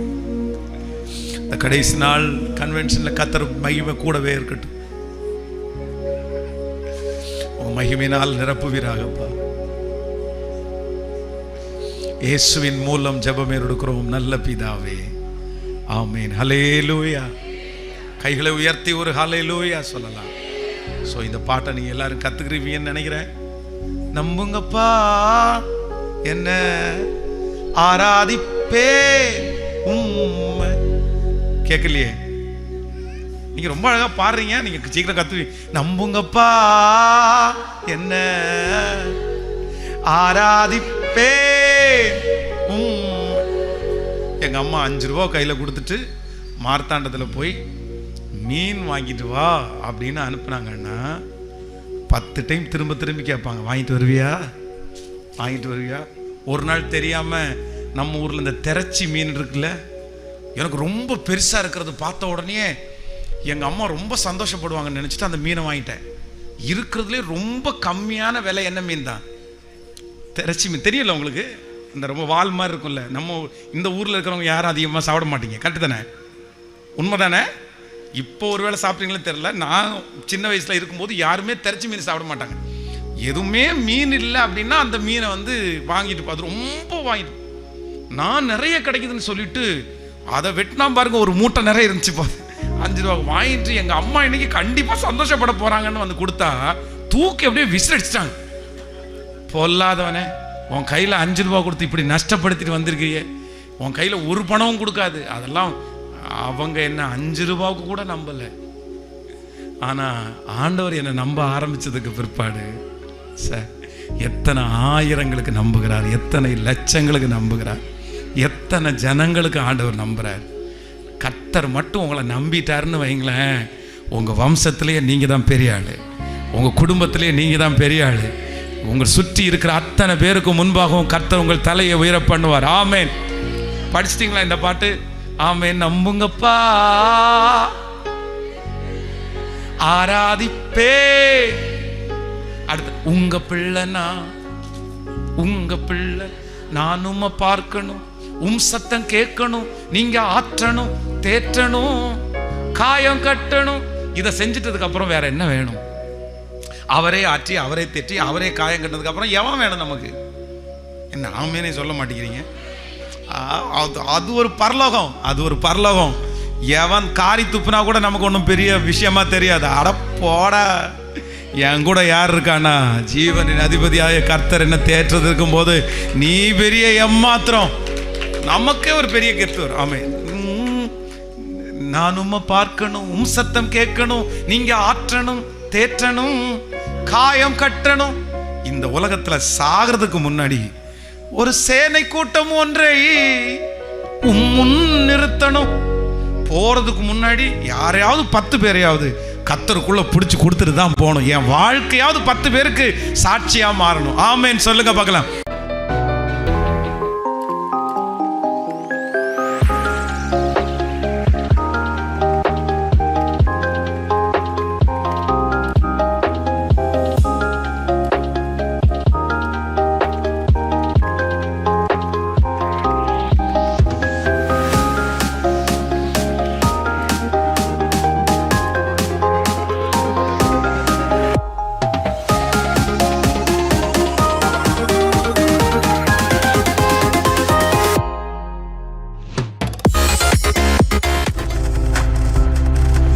நீங்கள் பார்த்துக் கொண்டிருப்பது உங்கள் ஜாய் டிவி. உங்கள் துக்கம் சந்தோஷமாய் மாறும்.